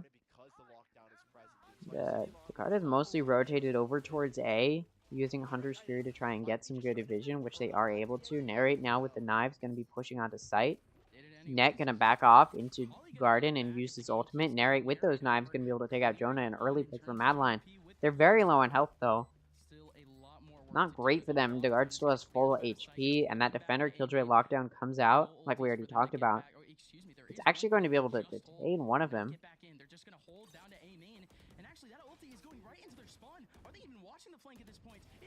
Net going to be able to take out Narrate. That diffuse is coming out, and that Hunter's Fury is coming out from CT to force them off of the spike. But it's half. And they're holding it. Spike diffuser gets killed by that dart from Trick. It's just a 1v1 between Trick and Net.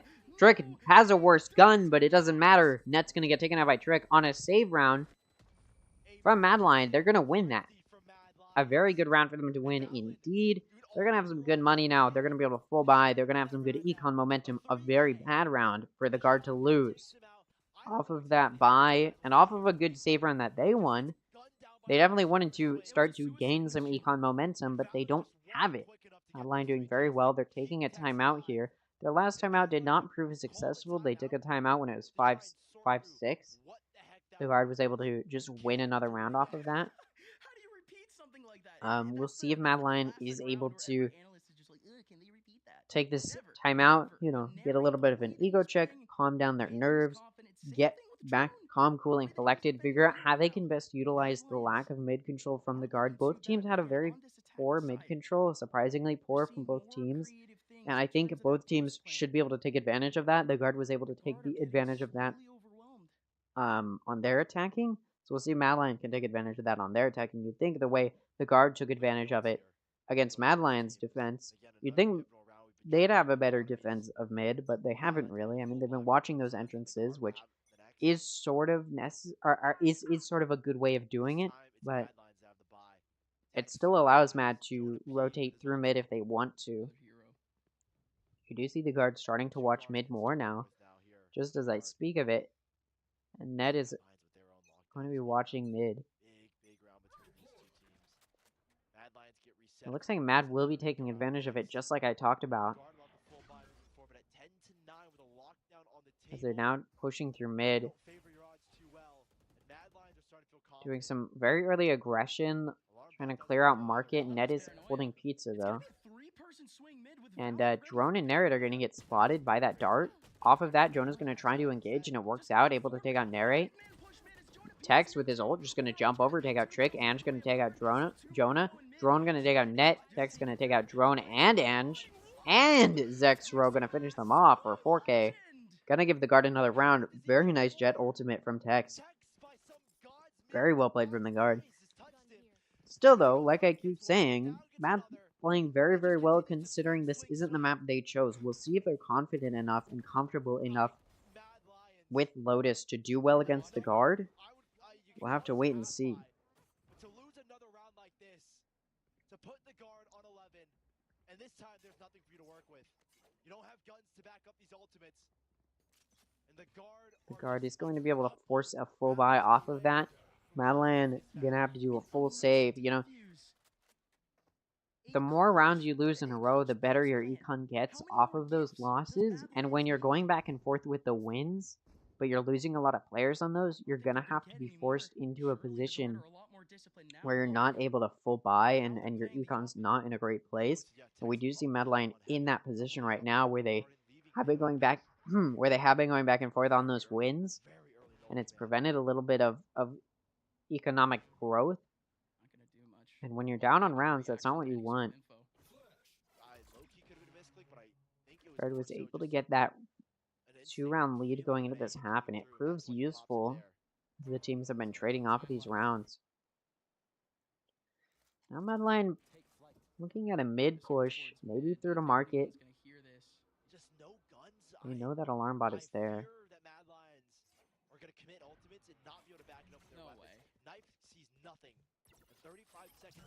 Or maybe they weren't able to hear it, I suppose. Oh wait, I don't think the alarm bot's the one that makes sound. That's my bad. Not able to hear it. It's going to get spotted, and now Net knows that they're coming through mid. And Madline, 4-man push through market. They've got one going through main where they're going to encounter Killjoy utility. Is that util going to go off? Maybe. That Sova Dart comes out. They know that they're there. Net going to be able to take out Trick and Ange before shut down by Drone. This is a safe round for Madline. Valen going to be able to take out both Drone and Zexro. Trent taking out Narrate. Zexro going to be able to take out Trent. So a little bit of econ damage done there from Madline, but not going to secure that round for them. Now they have to full buy. They've gotten their timeouts to recollect themselves or figure out how they're going to try and play this comeback, which they do have to win. They have to get this comeback going. They have to start taking off, so to speak, and get this rocket ship flying. They do need to start winning these rounds. We're going to have to win 4 in a row to get to that overtime. It's not going to be hard. Sorry, it's not going to be easy, but it's also not going to be super difficult for them. I mean, we've seen them win quite a few rounds against the guard, which has been surprising, to say the very least. Tech's going to miss that op shot completely. Hits the wall instead, and is actually going to take damage. Now down to 70 health. Guard has decent econ. They could survive a loss here and still be able to buy next round. Valen gets some teleport onto A, and that attacker lockdown comes out. That Molly trying to destroy it. is able to. Never seen that before. But they are able to use that molly to destroy it. Gonna get rid of that killjoy util that was giving them a little bit of an advantage. Nary gonna be able to take out Jonah, but that KO ult is going to get taken out by Trent while Nary takes out Trent. Ange gonna get drone back up, so it's a 5v3. Madline in a very good position right now. That shock darts come out to force them off of CT.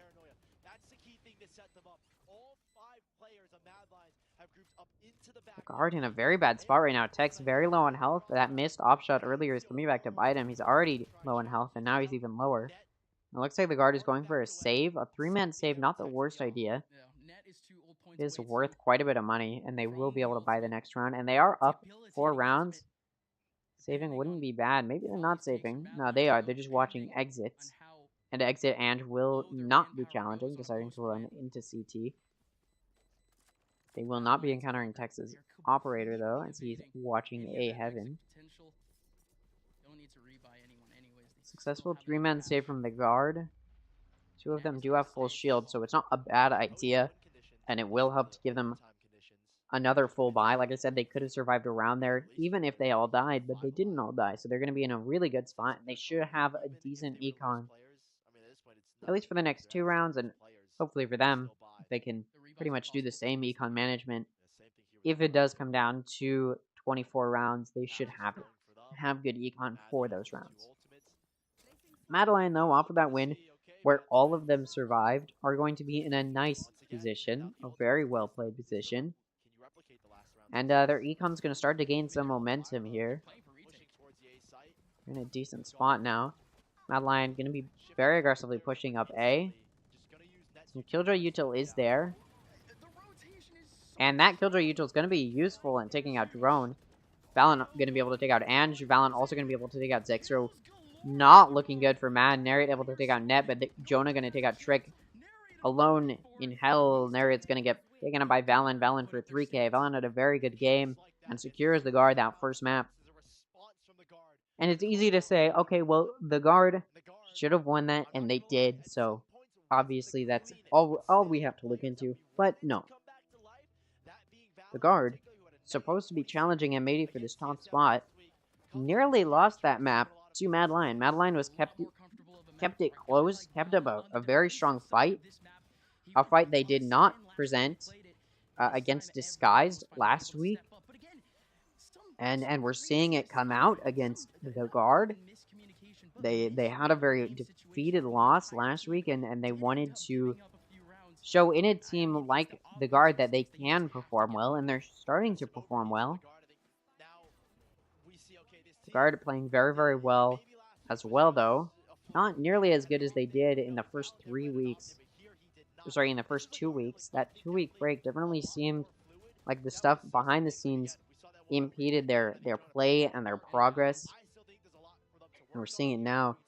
I'm going to go ahead and take a listen here. Big map coming up again. Mad Lions, they're still very much comfortable with the rest of this pool, and this map coming up next, the guard lost last week, so let's see if Mad Lions can take advantage in map 2. It looks like they're going to a short little break here. While that break is happening, I'm actually going to take a short little break as well. I need to get some water because my throat is starting to die. So I will be back shortly. Enjoy this little ad. I'll play some music while we wait. As soon as I come back,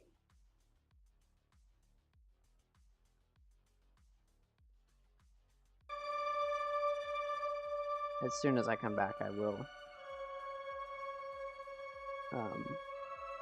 will start talking and get into predictions. I'll be right back.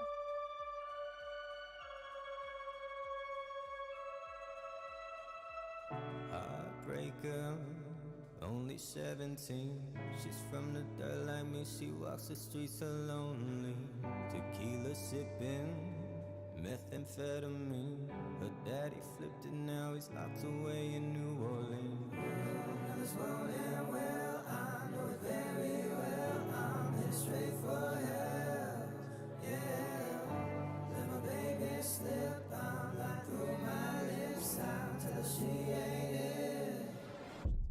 Sticking by the plane, broke a shit tamales, any falling in and out of love, my heart's up in a frenzy. Stacking by the plenty, Percocet, tamales, any falling in and out of love, my heart's up in a frenzy. Stacking by the plenty, Percocet, tamales, any falling in and out of love, my heart's up in a frenzy. Stacking by the plenty, Percocet, tamales, anything to tell myself, my baby gon' forget me. Alright, I'm back. Sorry about the song choice, that was a little weird. I've never heard this song before. Something that's a little bit fun that I think we can do in between games, because I've sort of expended what I have to talk about already, is Rankdle. If you don't know what that is, it's like Wordle. If you don't know what that is, I don't know. So Rankdle is basically you have to guess the rank. They're going to show you 3 clips. You got to guess the rank of the person in those clips. Go ahead and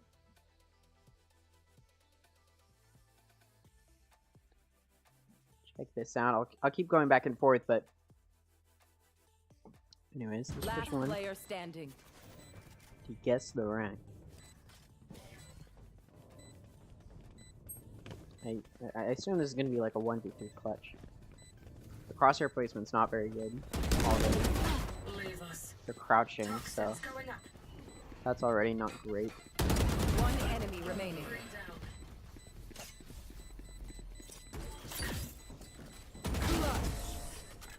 Yeah, I'd say bombs. Yeah. Boom. I'm just cool like that. Their crosshair placement wasn't very good. They were looking down a lot. They were crouching immediately after starting to fire, so you know it's not like above gold. So,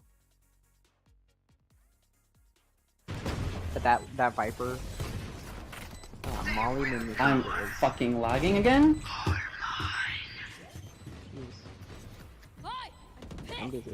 Last player standing. Postman Uto. Down you go. Good there. And Neon did not check the corner. One enemy remaining. Don't peek. Nice. Stim beacon down. Yeah, just take time. You're so good. You're. Oh my god. I'm so good at this. I'm so good at this. Because his like crosshair placement is kind of there, but not really, and the enemy didn't really check the corners. They didn't peek their angles. So, you know, I'm just cool like this. You know what? Let's go. Let's get all of them right now. Yeah, let's double pick this. Astra Star in kitchen. Yeah, I think it's B. I don't know about what the smoke was, but there's something. Good team palms. Is it? Are they going up tower? Switches in between really quickly, but the enemy didn't really hit him. Sage. Bitch, I'm up here. Good crosshair placement, man. One enemy remaining. He's Let not me crouching. see someone. Cooking in the kitchen? Not like my Spike spotted B. I know. Did you say steal it? It was on me, AJ. You let him get a Phoenix. No Phoenix. Bad Phoenix. Phoenix. Yeah, I'd say diamond or plat. Actually, it could be either one. Let me take a look here. See?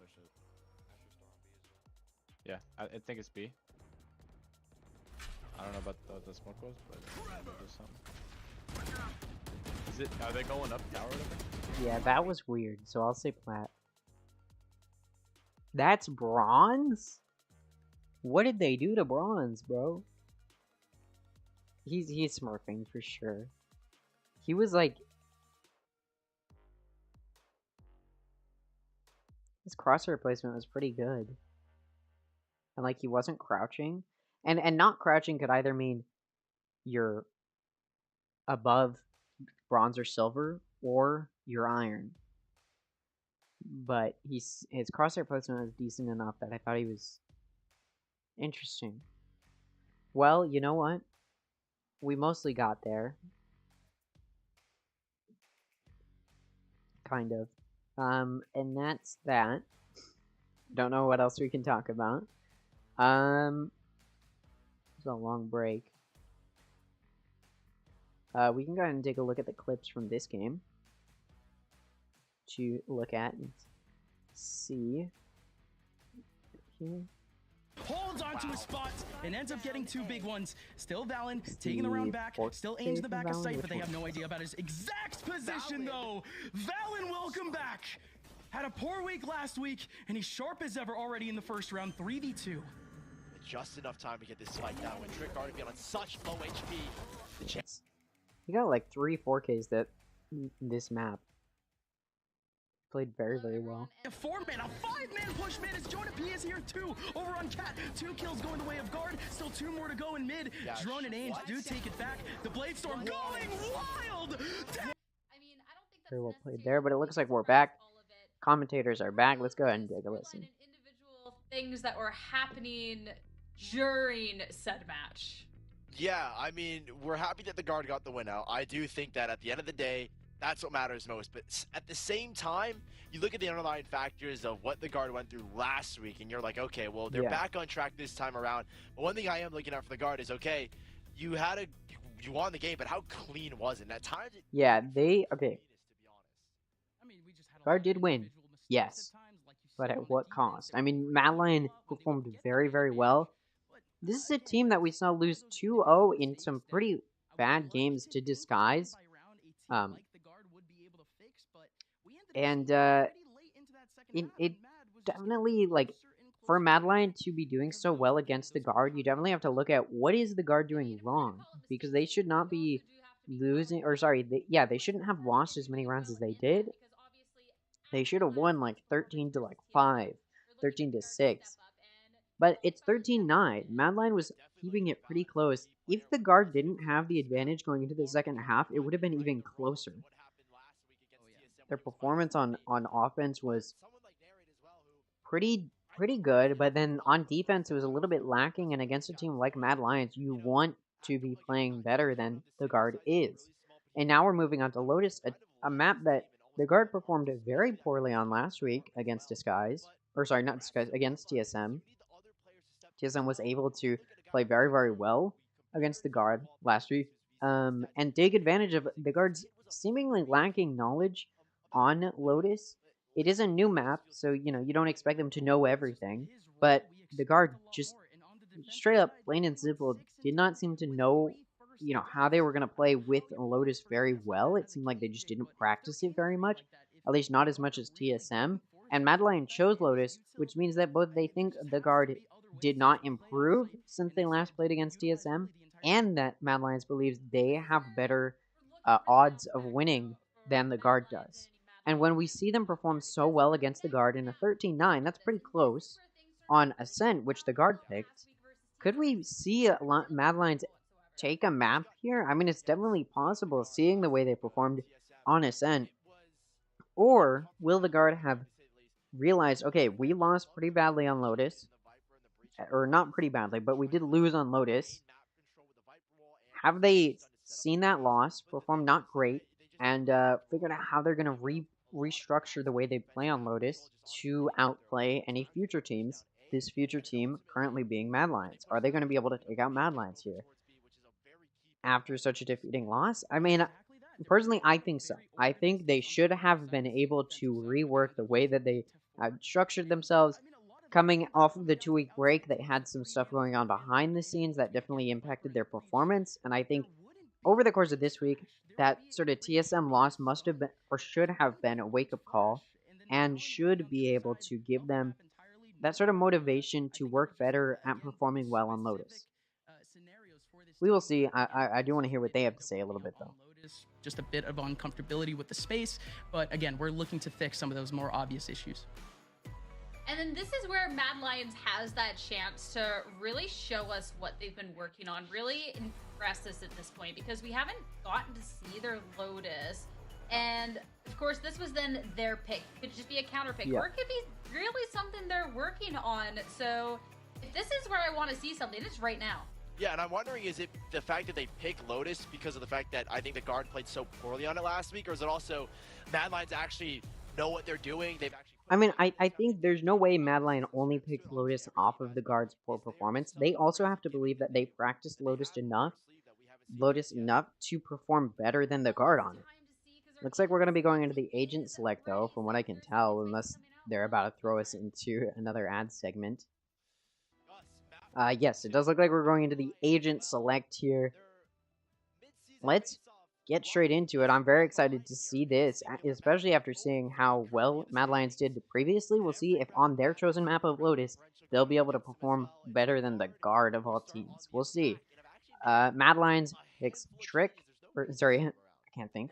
Trick picks Raze, Fiona picks Sakai, Ange picks Omen, Tex picks Jet, Drone picks Sky, Net picks Killjoy, Nary picks Neon, Trent picks Viper, Valen picks Harbor, Zexro picks Killjoy. Now Harbor we don't see a whole lot in pro play, just simply because Harbor's hasn't proven himself to be a very good champ, or sorry, not champ, agent for a lot of maps.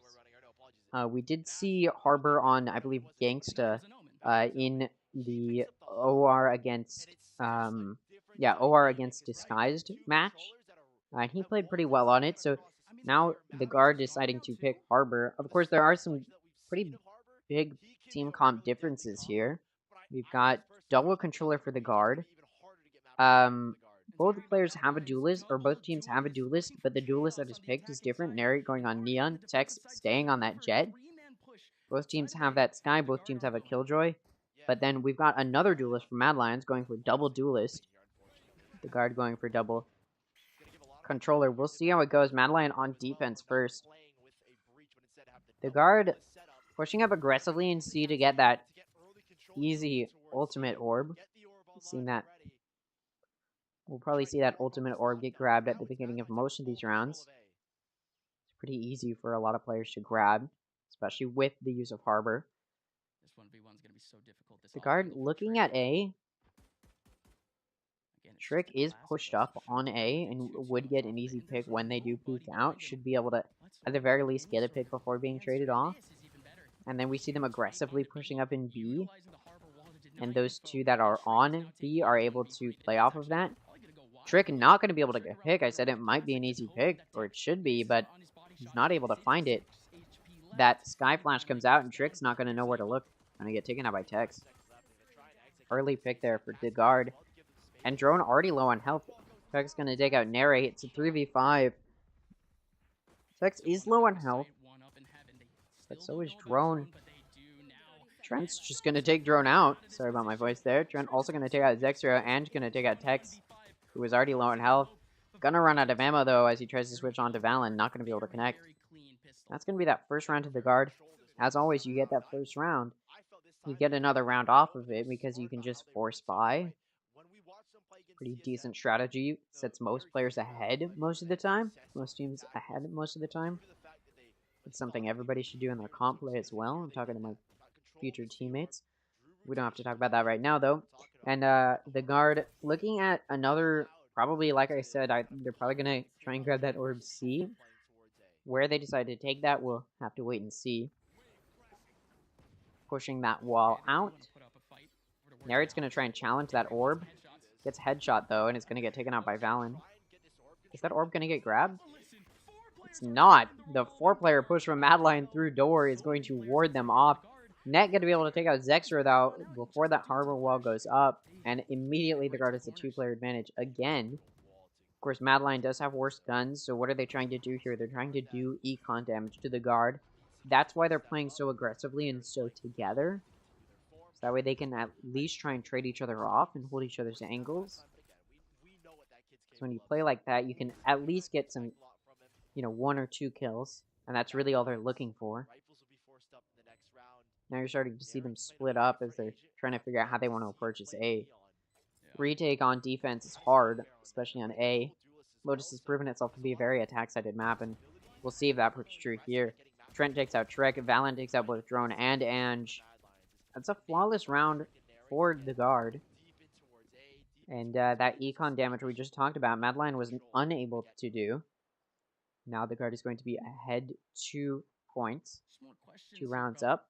And now Mad Lion off of that save should be able to full buy, most of them, or yeah, most of them here, and some of them gonna have to sacrifice guns or shield, but the guard in a similar position, not gonna full buy because after that second round win, you just hold on to your guns, and especially with a flawless round, you don't actually have to buy any guns, so it's a bit of a full save, only having to buy util. You see Narrate, as well as Valen pushing up aggressively. Sorry, not Narrate and Valen. Is Narrate and Ange pushing out aggressively in A main, not going to find a pick. Trick going to be able to defend C successfully, taking out Net. At Harbor, ult comes out.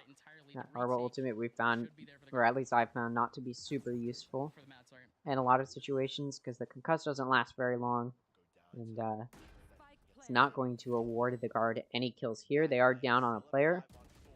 The guard does have worse guns, so you'd expect them to lose here. Some trades, Narrate able to trade with Trick and Drone off, and it's a good trade to do.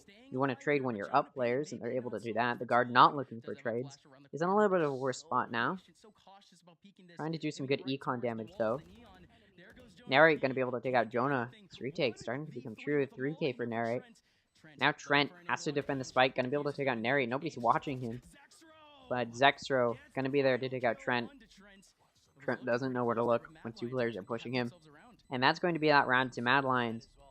But not before the guard does some good econ damage. You know, when you force by there, losing players is not good.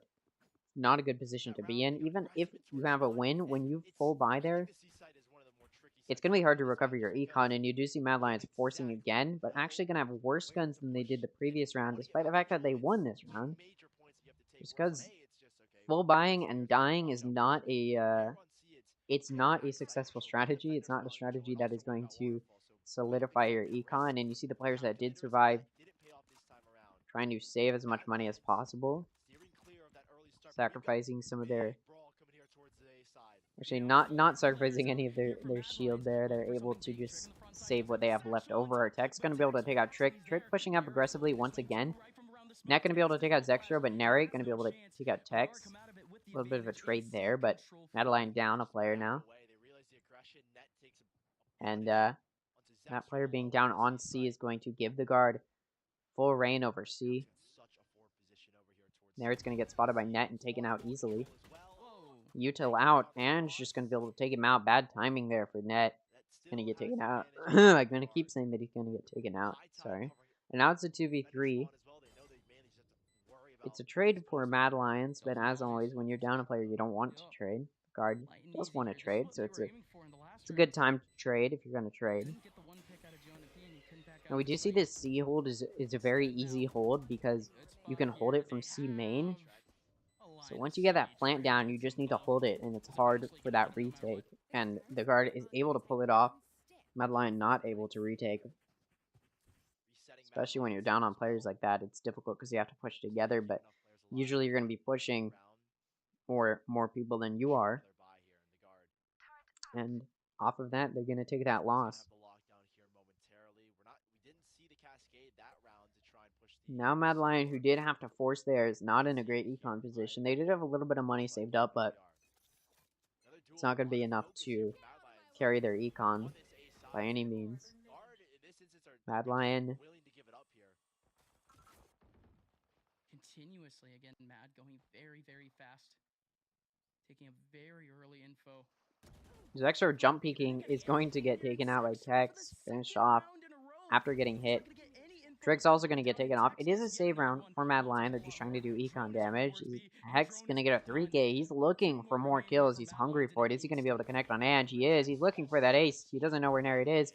Finds him. Narrate going to deny that ace, though. Able to take him out. Fortunately for Tex, and the reason he was pushing so aggressively is with that ult, he doesn't have to buy, and so he doesn't. And now, he's not hurting his economy by dying there. Narrate only has a frenzy, there's no point in saving. But the spike has been down for quite a while. Just gonna try and do econ damage. Looking like he might push through door, or he's watching it at the very least. He's just staring at the door, thinking about it, and as it opens, he's gonna try and run through, but Joan is there to catch him from behind, take him out. Score is going to be 1-4. I mean, the guard has started to just dominate. Like I said, though, it is a little bit of an attack-sided map. Lotus is really hard to rotate quickly through, which means if the player guarding the site gets taken out, the offense is able to get onto site very quickly, which is why you're going to see them avoid those B pushes, because B is a really easy site to rotate to. C and A are far away from each other. And Mad knows this, which is why they're not really going to play on B very much. Usually put one player who can rotate to either side quickly. And of course, right as I say we're not going to see very many B pushes, they decide to go B. Wanted to prove me wrong. And that Sky ult comes out. That turret goes out, and Zex are going to try and shoot them through the smoke. Isn't going to be able to connect at all. And you're going to be able to take out Trent on A. Nary going to be able to take out Tech. Sorry about my voice. Mad does have the player advantage. That trade is going to be really good. Jonah going to get traded off, and Trick going to be able to take out Valen with the grenade, and now it's a 1v4 for Net, who's going to be able to take out Nary, but just going to be traded off by Ange. Killjoy lockdown is down, which is going to force him off of the spike, but but it doesn't matter. The time's not going to be played. Sorry, my throat is dying.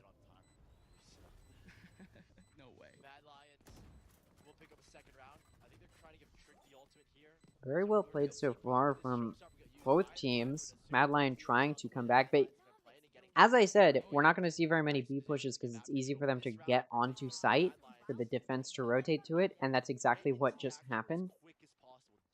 We did see that B push, and Mad Lions was able to just rotate very quickly to B. So it didn't matter that there was only a Killjoy there, because Mad Lions was able to very quickly back them up. The rest of the team was able to get there to defend Zexro, and it worked out. So now, you know, they wanted to test B, see if it was going to work, I would imagine, and it didn't. So now they're probably going to play back. Looks like we've got 3 going through A. Sorry, play back off of B is what I meant. We've got 3 looking at A in A lobby, but they're actually going to start pushing there. We don't know. I mean, the spike is there, but there's still 2 players looking at C. Looks like they were just there to get that orb, though, like I talked about. You're going to see the orb grabbed a lot.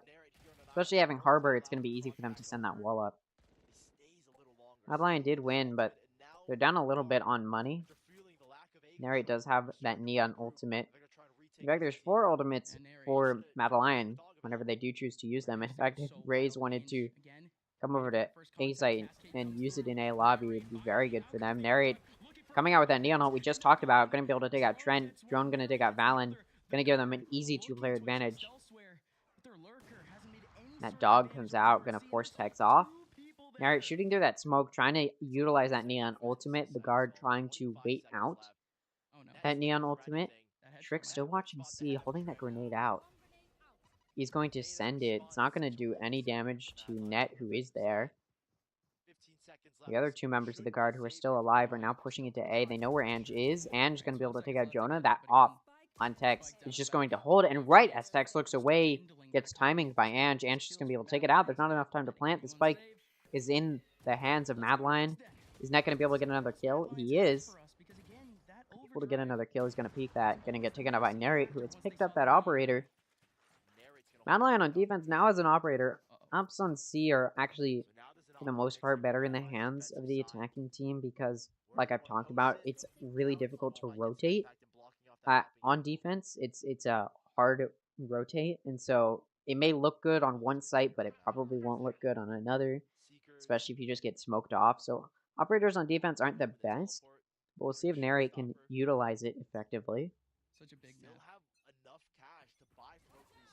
Defense on Lotus, I should say, not in general. Of course, I don't know the whole meta of Lotus or how it's going to change, so it could not be true in the future, and people could figure out how to play well with an op on defense, but it's not going to be easy for an op on defense, and Narrate going to hold B. The easiest site to rotate to and from. It's a good choice. Going to get forced off of the site, though, as that util is coming through, and the guard is pushing very aggressively into B. They're going to be pushing into C, but Zexer's there to watch Tex come in. That ult comes out from Trick. Like I said, Madeline has so many ults and they're utilizing them. Trent and Jonah each going to be able to get a kill though, and that's going to even the player count. Now it's a 3v3. That op from Narrate is coming in through CT. Trent might get timing by drone. Nope, sees drone, but still going to take quite a bit of damage. Now down to 10 health. Trent in a very bad position. It won't matter how much health you have though if you come into contact with the Narrate. And now we see that Viper ultimate come out. Lots of ults used in these past 2 rounds from Madeline. The card trying to counter it with their own ult usage. Will it be effective? Time is running out for Mad. They're able to take out Valen though, and now it's a 3v2. Trent very low on health still. Jonah gonna try and connect. Trent gonna be able to take out Drone and Narrate, leaving Ange alone, and they know where he is. He's TPing onto site. That Spike's about to blow up, and now he's just playing exit. He's not at all looking where Jonah is, but Jonah's not gonna peek him. That Spike is gonna blow up. As that ult comes down, both players are running away. Good round there from the guard is what I would say if it was a good round, but they did lose quite a bit of players.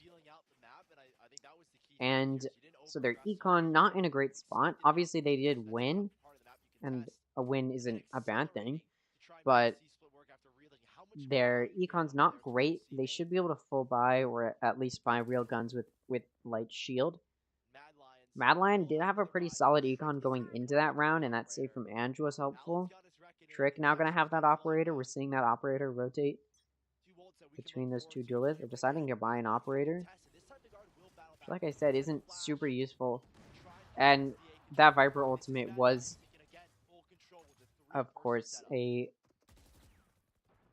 good way to defend against that ultimate. And we see Trent, or sorry, good way to defend against that op. We see 3 of the Madeline A-sided. We're now seeing Drone come through B-link. And off of that, the guard's actually going to back up. Grab that orb and decide to run back. Looks like they're going to be pushing towards C.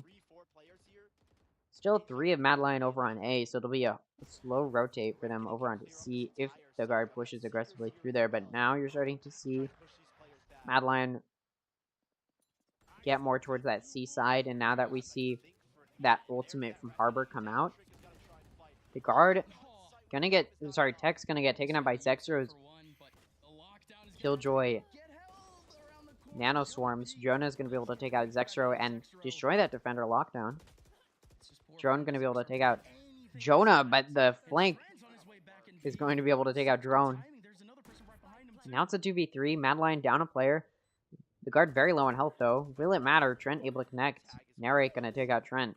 And now it's a 2v2. The guard very low on health. Net has 25 HP, but he does have an operator, so it won't matter unless he's not able to land his shot. Narrate able to take out Net, and now it's a 2v1. Valen does have a good amount of health. It won't matter as Ange is just able to hedge on him. Valen not able to connect. Valen had a good last map, but starting to choke a little bit. This dominant performance that he displayed in the previous map isn't really coming through here. We'll see if he can start to pick up the pace, but Madeline able to make somewhat of a comeback. It looked like the guard was going to have a dominant first half. Madeline was able to find their footing. Their econ's now in a much better spot. The guard taking their first time out of the series. They did not take a single time out last map, and it paid off. Or, well, I guess there's nothing to pay off, but they didn't need to, is what I mean. They didn't need to. It worked out that they didn't take either of their timeouts, as they did win. Madeline took both of theirs last map, and it paid off somewhat. They were able to win a few rounds off of it, but it wasn't enough to come back against the guard. The guard now taking their first timeout of the series, like I already said, and we'll see if this timeout will be utilized properly.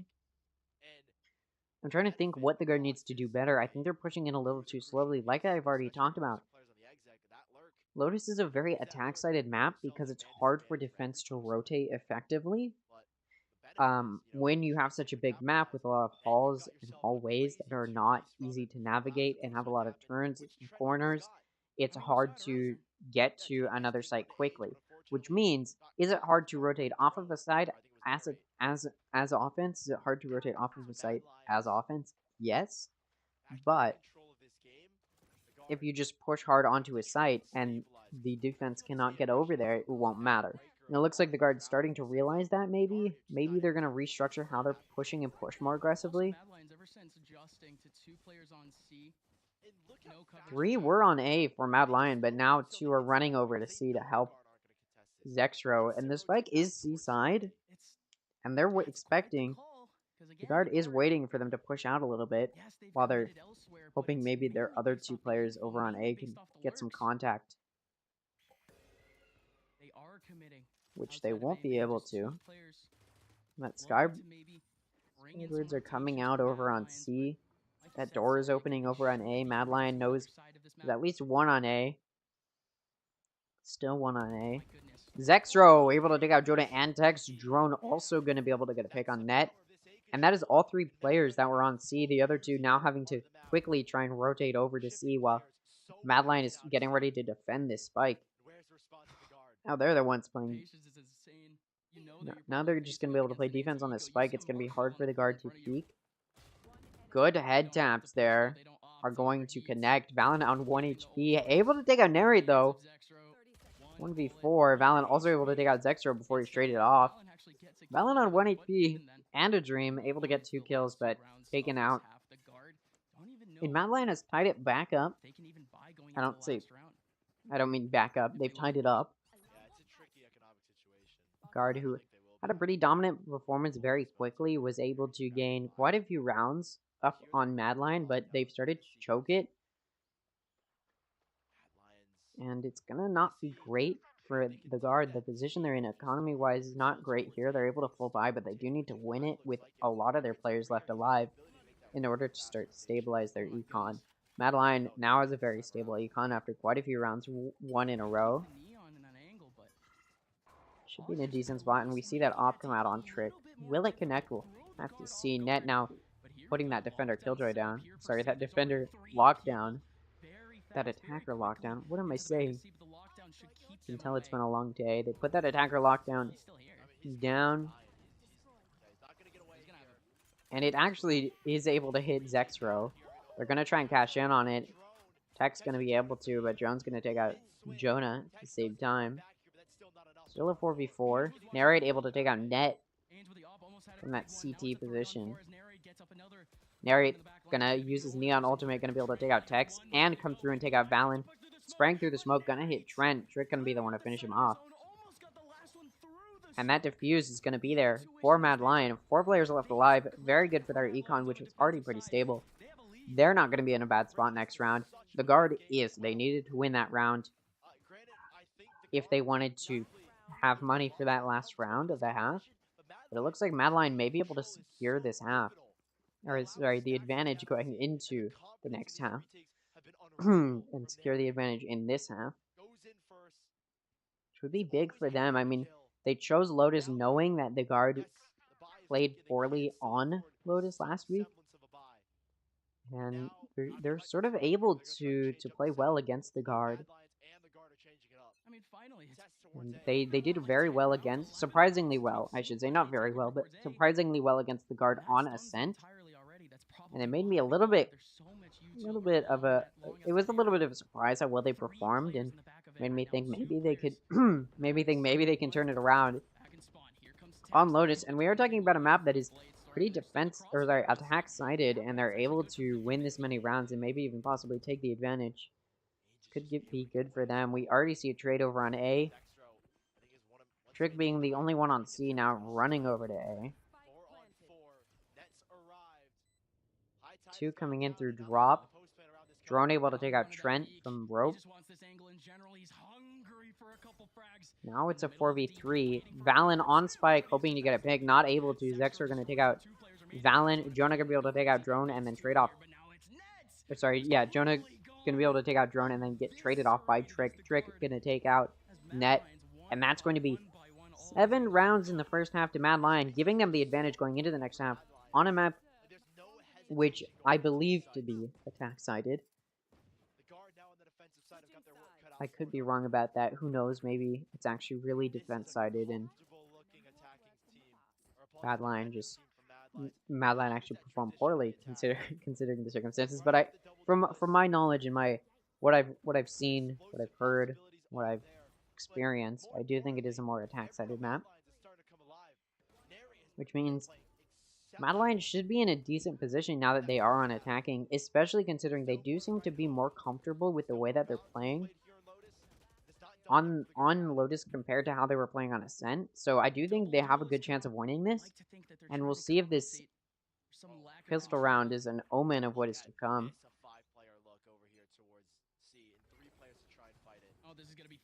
Mad Lion pushing up very aggressively in C.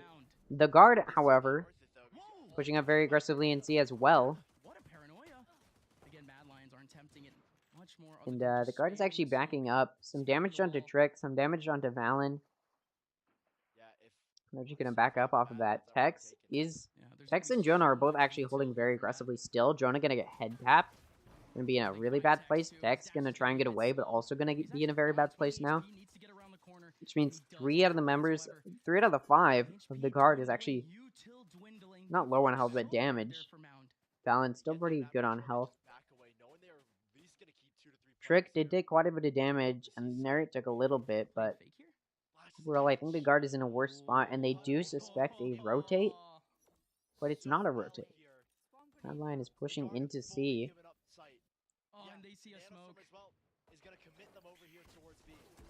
Mad Lion just going to be able to push on to C. Valen being the only one defending. Now coming in through water. Valen able to get a kill on Narrate. 2 coming in through waterfall. Valen going to be able to take out Jonah. Sorry, Drone. Ange going to be able to take out Valen. Now Ange pushing aggressively into waterfall, where 2 are waiting and holding it cross, hoping Mad will get restless and push them. Zextro, the long con from B, able to take out Trent. Dex pushing in through waterfall, going to take out Ange. That spike is now down. Jonah going to take out Trick. It's a 1v3 for Zextro, and the spike is down. And he mollies himself off. Net going to take out Zextro. Dexter's going to be able to stick it. Not great play there from Mad Lion. Hit the wall with that molly. Not great for them. You know, maybe that comfortability I was talking about is not as present as I expected. This is good for the guard, though. You know, you win that pistol round, you should get another round off of it, which would even that gap between Mad Lion and the guard. Between Mad Lion and the guard, and hopefully try and give them a little bit of a springboard to continue momentum forward and try and win this map. This is definitely a very possible 3-map situation, though, where we head to that decider as Mad Lion is figuring out how to play well against the guard on Lotus. Speaking of, Mad Lion is pushing into, it looks like B. That site I said is not a very good push, because it's easy for the defense to rotate. Jonah takes out Trick over on A. The guard is actually switching positions off of that, rotating more towards A, which means it could be an easy push on, and it's now smoked off. That line is backing up, though, and it looks like they may be rotating over towards A or even C. The guard's still playing very defensively, not going to give themselves up. We've got both Trent and Jonah looking at tree. Jonah's very low on health, only 6 HP. Guard does have better guns here. As I always say, what Mad Lion is looking for right now is good econ damage. With the 2 players in the back line, the SMGs should be able to farm. But Valen, he already has so many kills. Valen going to be able to take out Ange. Jonah going to be able to take out Zextro. Drone finally going to finish off Jonah, but Trent going to take out Drone. And that's going to even that gap and tie it back up. The guard able to tie it back up. But that is a save round for Mad Lion. They were able to take out one of the guard's players, and they should now be able to full buy. And should be able to turn it into a round win for them to give them back the advantage. But we'll see if the guard can try and defend against that with the light buy guns that they have from last round. Regardless of the outcome, they should be able to buy next round. So guard in a decent spot right now. Pushing for this orb. And probably a C push. Lots of pings going off. You do have to wonder what Mad Lion is pinging 4 necessarily. They did ping elbow, which is where Trent was. Trent has since backed off. And that double molly comes out. Outside of C. It's just the guard being Tech's going to creative. decide to, Lot of who was utility coming utilized by these two through to C, is defensive going to go more towards that B side.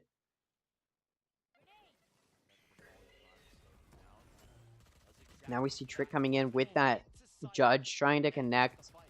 Not going to take anybody out. Net going to be able to take out Trick. Drone firing through smoke is going to do good damage to Net.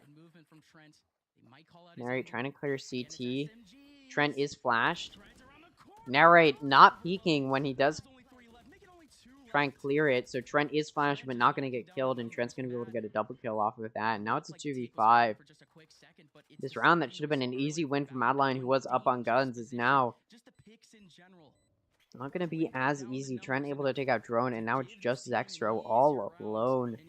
They know where he is off those sky blinds, and then Zextro is going to take out Jonah while Tex trades him off, giving the guard the lead, giving them another round. And that was a round that was not that they needed to win, but it definitely bonuses their econ and puts them in a much better place than they were prior. Mad Lion needed to win that round, as they did full buy that round, so now they're going to be forced into a safe round. Not looking great for them and their econ.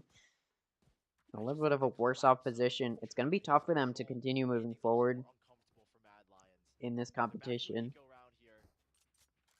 guard are starting to pull ahead now. A win here, put them at 9-7. And ults online as well for a lot of key ults here as the Reckoning is getting close. Viper's Pit is getting online. So are the Seekers. See these birds coming out. Trying to get some vision. That line, I feel like they might go through B to A, but through that door, I mean, through B main to A, but they're backing up. I mean, forced to rotate now. Somebody. And looking at C again, C push, which did not work previously. Now they have worse guns. Will it work for them this time around? We'll see. Now 3 members of the guard C-sided. Net gonna take out Zexter, and Narrate gonna be able to take out Trent. So it's a 4v4 right now. A little bit of a worse health position for Mad Lions. Shooting through smoke. Not gonna take anybody out, but is able to do a little bit of damage. Drone now gonna go plant. Plant's gonna get down, and now it's just down to Mad Lion to play good post plant. Not gonna be able to hit Tex with that dog, but is able to spot them. Now that flash comes out to get some vision that there may be some VT as well as that ultimate from Sky. Drone P gonna be able to take out Narrate. Trick gonna take out Jonah. Ange gonna take out Tex. Net gonna take out Drone. Net also gonna take out Ange. 1v2. That ult comes out. It's going to connect. Now it's just Trick and Valen. And the grenade is going to take out Valen. A nice grenade there is going to take out Valen, and it's going to give Madeline the win, tie it up, and give them a nice econ bonus. When you win on a save round, it's always nice because your econ is now going to be in an even better place than you were hoping it to be. Save rounds usually are just there to do econ damage, but they turned it into a win. Trick able to use this Rage util effectively and defend that spike. And now the econ is definitely there for Madeline. We see that operator on Tex again. He's going to push out C. Not the worst idea, as Madeline is pushing into C, so it's a good read. Only issue is that the operator is there, but it doesn't connect on anybody. The util for Madeline is going to force that operator off and allow Mad on site to plant. Narrate clearing CT, nobody's there. R2 looking at Waterfall. Will Narrate be able to take out Tex? No, Tex is going to be able to take him out.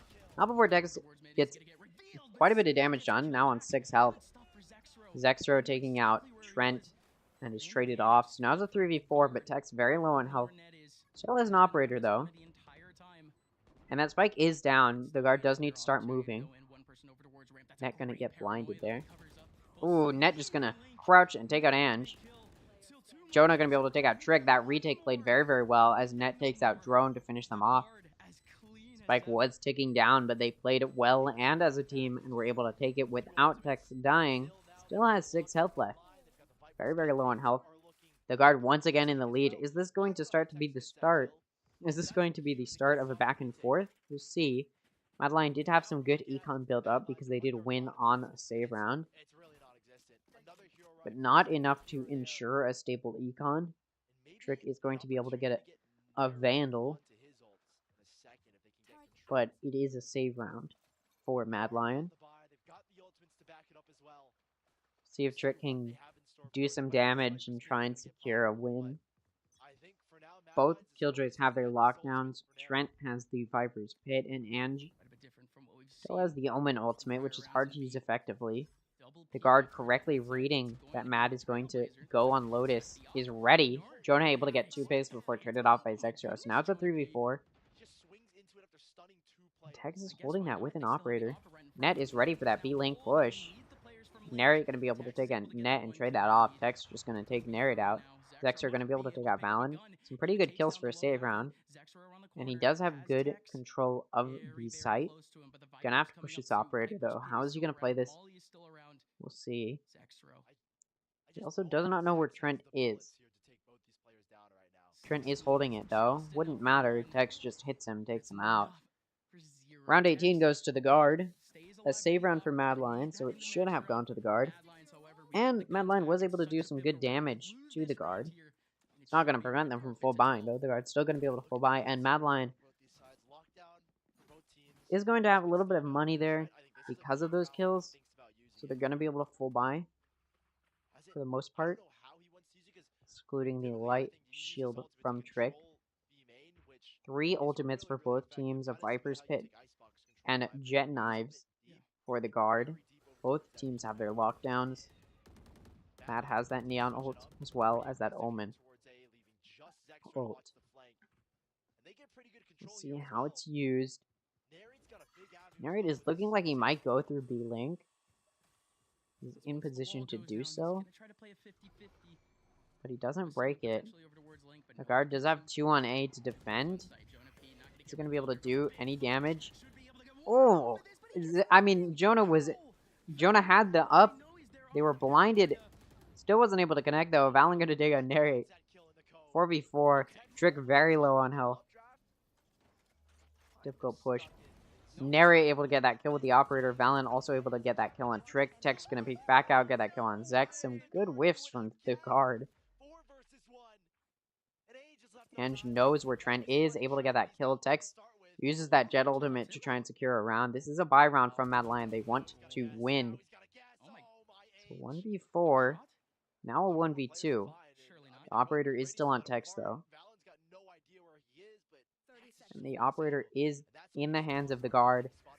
That cross is held effectively. Valen gonna push up just a little bit, able to take out Ange. Going to secure the guard around. Not before some good econ damage is done by Mad Lion though. I always say that. I keep saying econ damage, but it really was done effectively. Guard did lose quite a few of their players. They're still gonna be able to full buy. They have some good econ momentum. It's not going to stop anything. Mad Lion taking a timeout, their first timeout. They want to prevent the guard from getting to that 12th round, but now they're going to be forced to save in order to ensure they would have econ in case it does go to that 12th round.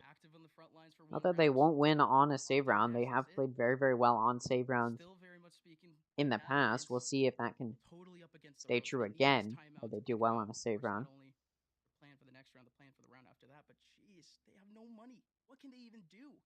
Guard is up 3 rounds. 11-8. Lotus was chosen by Mad, knowing the guard did not perform well on it, and Mad has been able to use it to their advantage a little bit. They were able to take the lead, but just for a split second, the guard able to tie it back up, and now has the lead. Mad Lion needs to stop the guard from continuing this lead. The guard only 2 rounds away from a win. We see Zexro buying a Vandal.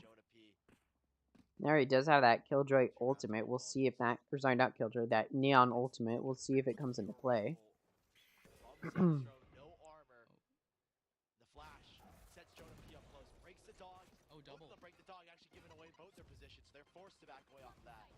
And the good use of Mad Lion's util with the Sky and Ray's util is going to force the two defenders on B back just a little bit. That operator is still on Tex. I did say operator on defense as on Lotus isn't the best, but Tex has been able to use it effectively. Mad Lion about to peek it. Trick peeks it. Gonna get taken out by that operator. The rest of Mad Lion is pushing into C though. Smoked off. Trent gonna be able to flick and get that kill onto Zexro. Narrate not gonna be able to connect on Trent. Jonah gonna take out Drone. It could be a flawless round. It is. Trent gonna take out Ange. That spike's gonna get defused. That 12th round is not prevented, which means at the very least, the guard has secured an overtime. At the very best, they're one round away from winning and could secure it in this next round. That was a save round for Mad Lion. They wanted to get some picks to ensure even more econ, but they weren't able to get it. And now Mad Lions is in a little bit of a bad position. That Neon ultimate wasn't able to be used effectively off of that save. Drone has the Sky ultimate. Ange has that Omen ult. Trent still has a Viper's Pit, and Jonah still has, or now has that Sky ultimate. And a good read from Tex is going to place that operator on C. It seems every time that op goes C, that's when Mad Lion goes. A one-way appears and is going to force Tex off of holding that spike. Or sorry, holding that site. With the operator, the Sky Dog comes out to push Zexro. The guard is not going to get baited by just Zexro being there, though, and they're going to start rotating towards C. Good Sentinel utility used by Net to try and keep Mad Lion off. Mad Lion has 1 minute. They still have time to move around.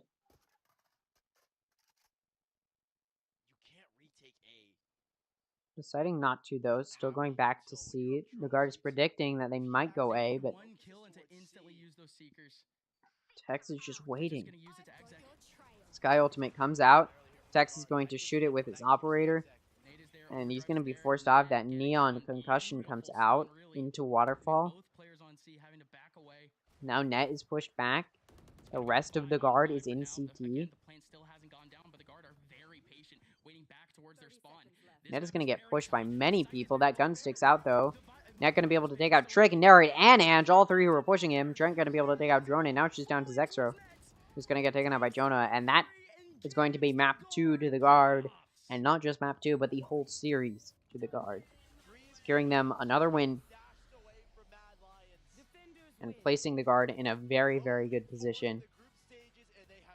Overall, I would say that they have cemented themselves as going to be gunning for that top spot with M80. But Mad Lion was able to put up a really good fight that the guard just couldn't defend against sometimes. Maybe I was wrong about it being attack-sided and it's actually defense-sided, but we'll see. We'll see what... I do want to wait until they update these. I'll just keep refreshing it until it's updated. Well played from all teams. We'll go ahead and take a look at the clips from that last map.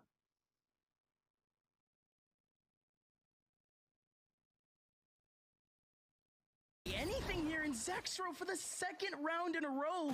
He's not going to get any info before going down, and Tex gets yet another one. Wants a whole lot more. Drone is over towards B, and Drone is done. 2 more remaining here for Mad Lions in an instant. From Tex, not able to get the ultimate though, shut down by Narrate. Or sorry, not able to get the ace, shut down by Narrate.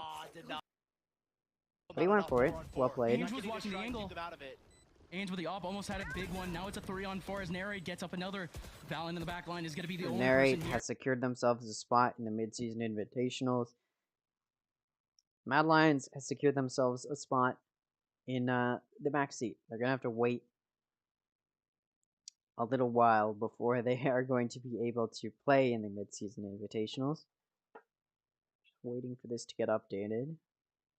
That way I can see where they are, where everybody is. What?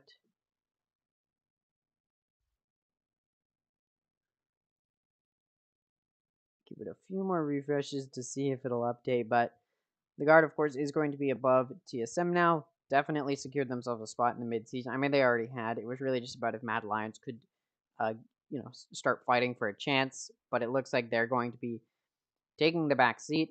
This is good for Disguised, who was down on points and was at risk of ending up not in the mid-season invitationals, as they will now be able to. So we'll get some more of that fanfare. Tomorrow's going to be a big day. I will be a little bit late once again.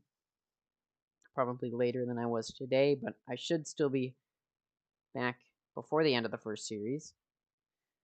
And we'll see. It's going to be big. Will Moist Moguls be able to make it to the mid-season invitationals, making both of the content creator-owned teams leading into or getting into the mid-season invitationals? We'll see tomorrow if Moist Moguls has a chance or if they're going to start diving deeper into the bottom of Group A. Thank you guys so much for watching today's live stream. If you guys did enjoy, make sure to scroll down, see if you're subscribed. If you are, thank you so much. If you aren't, I would hope you consider it. Thank you for watching, and I'll see you tomorrow. Goodbye.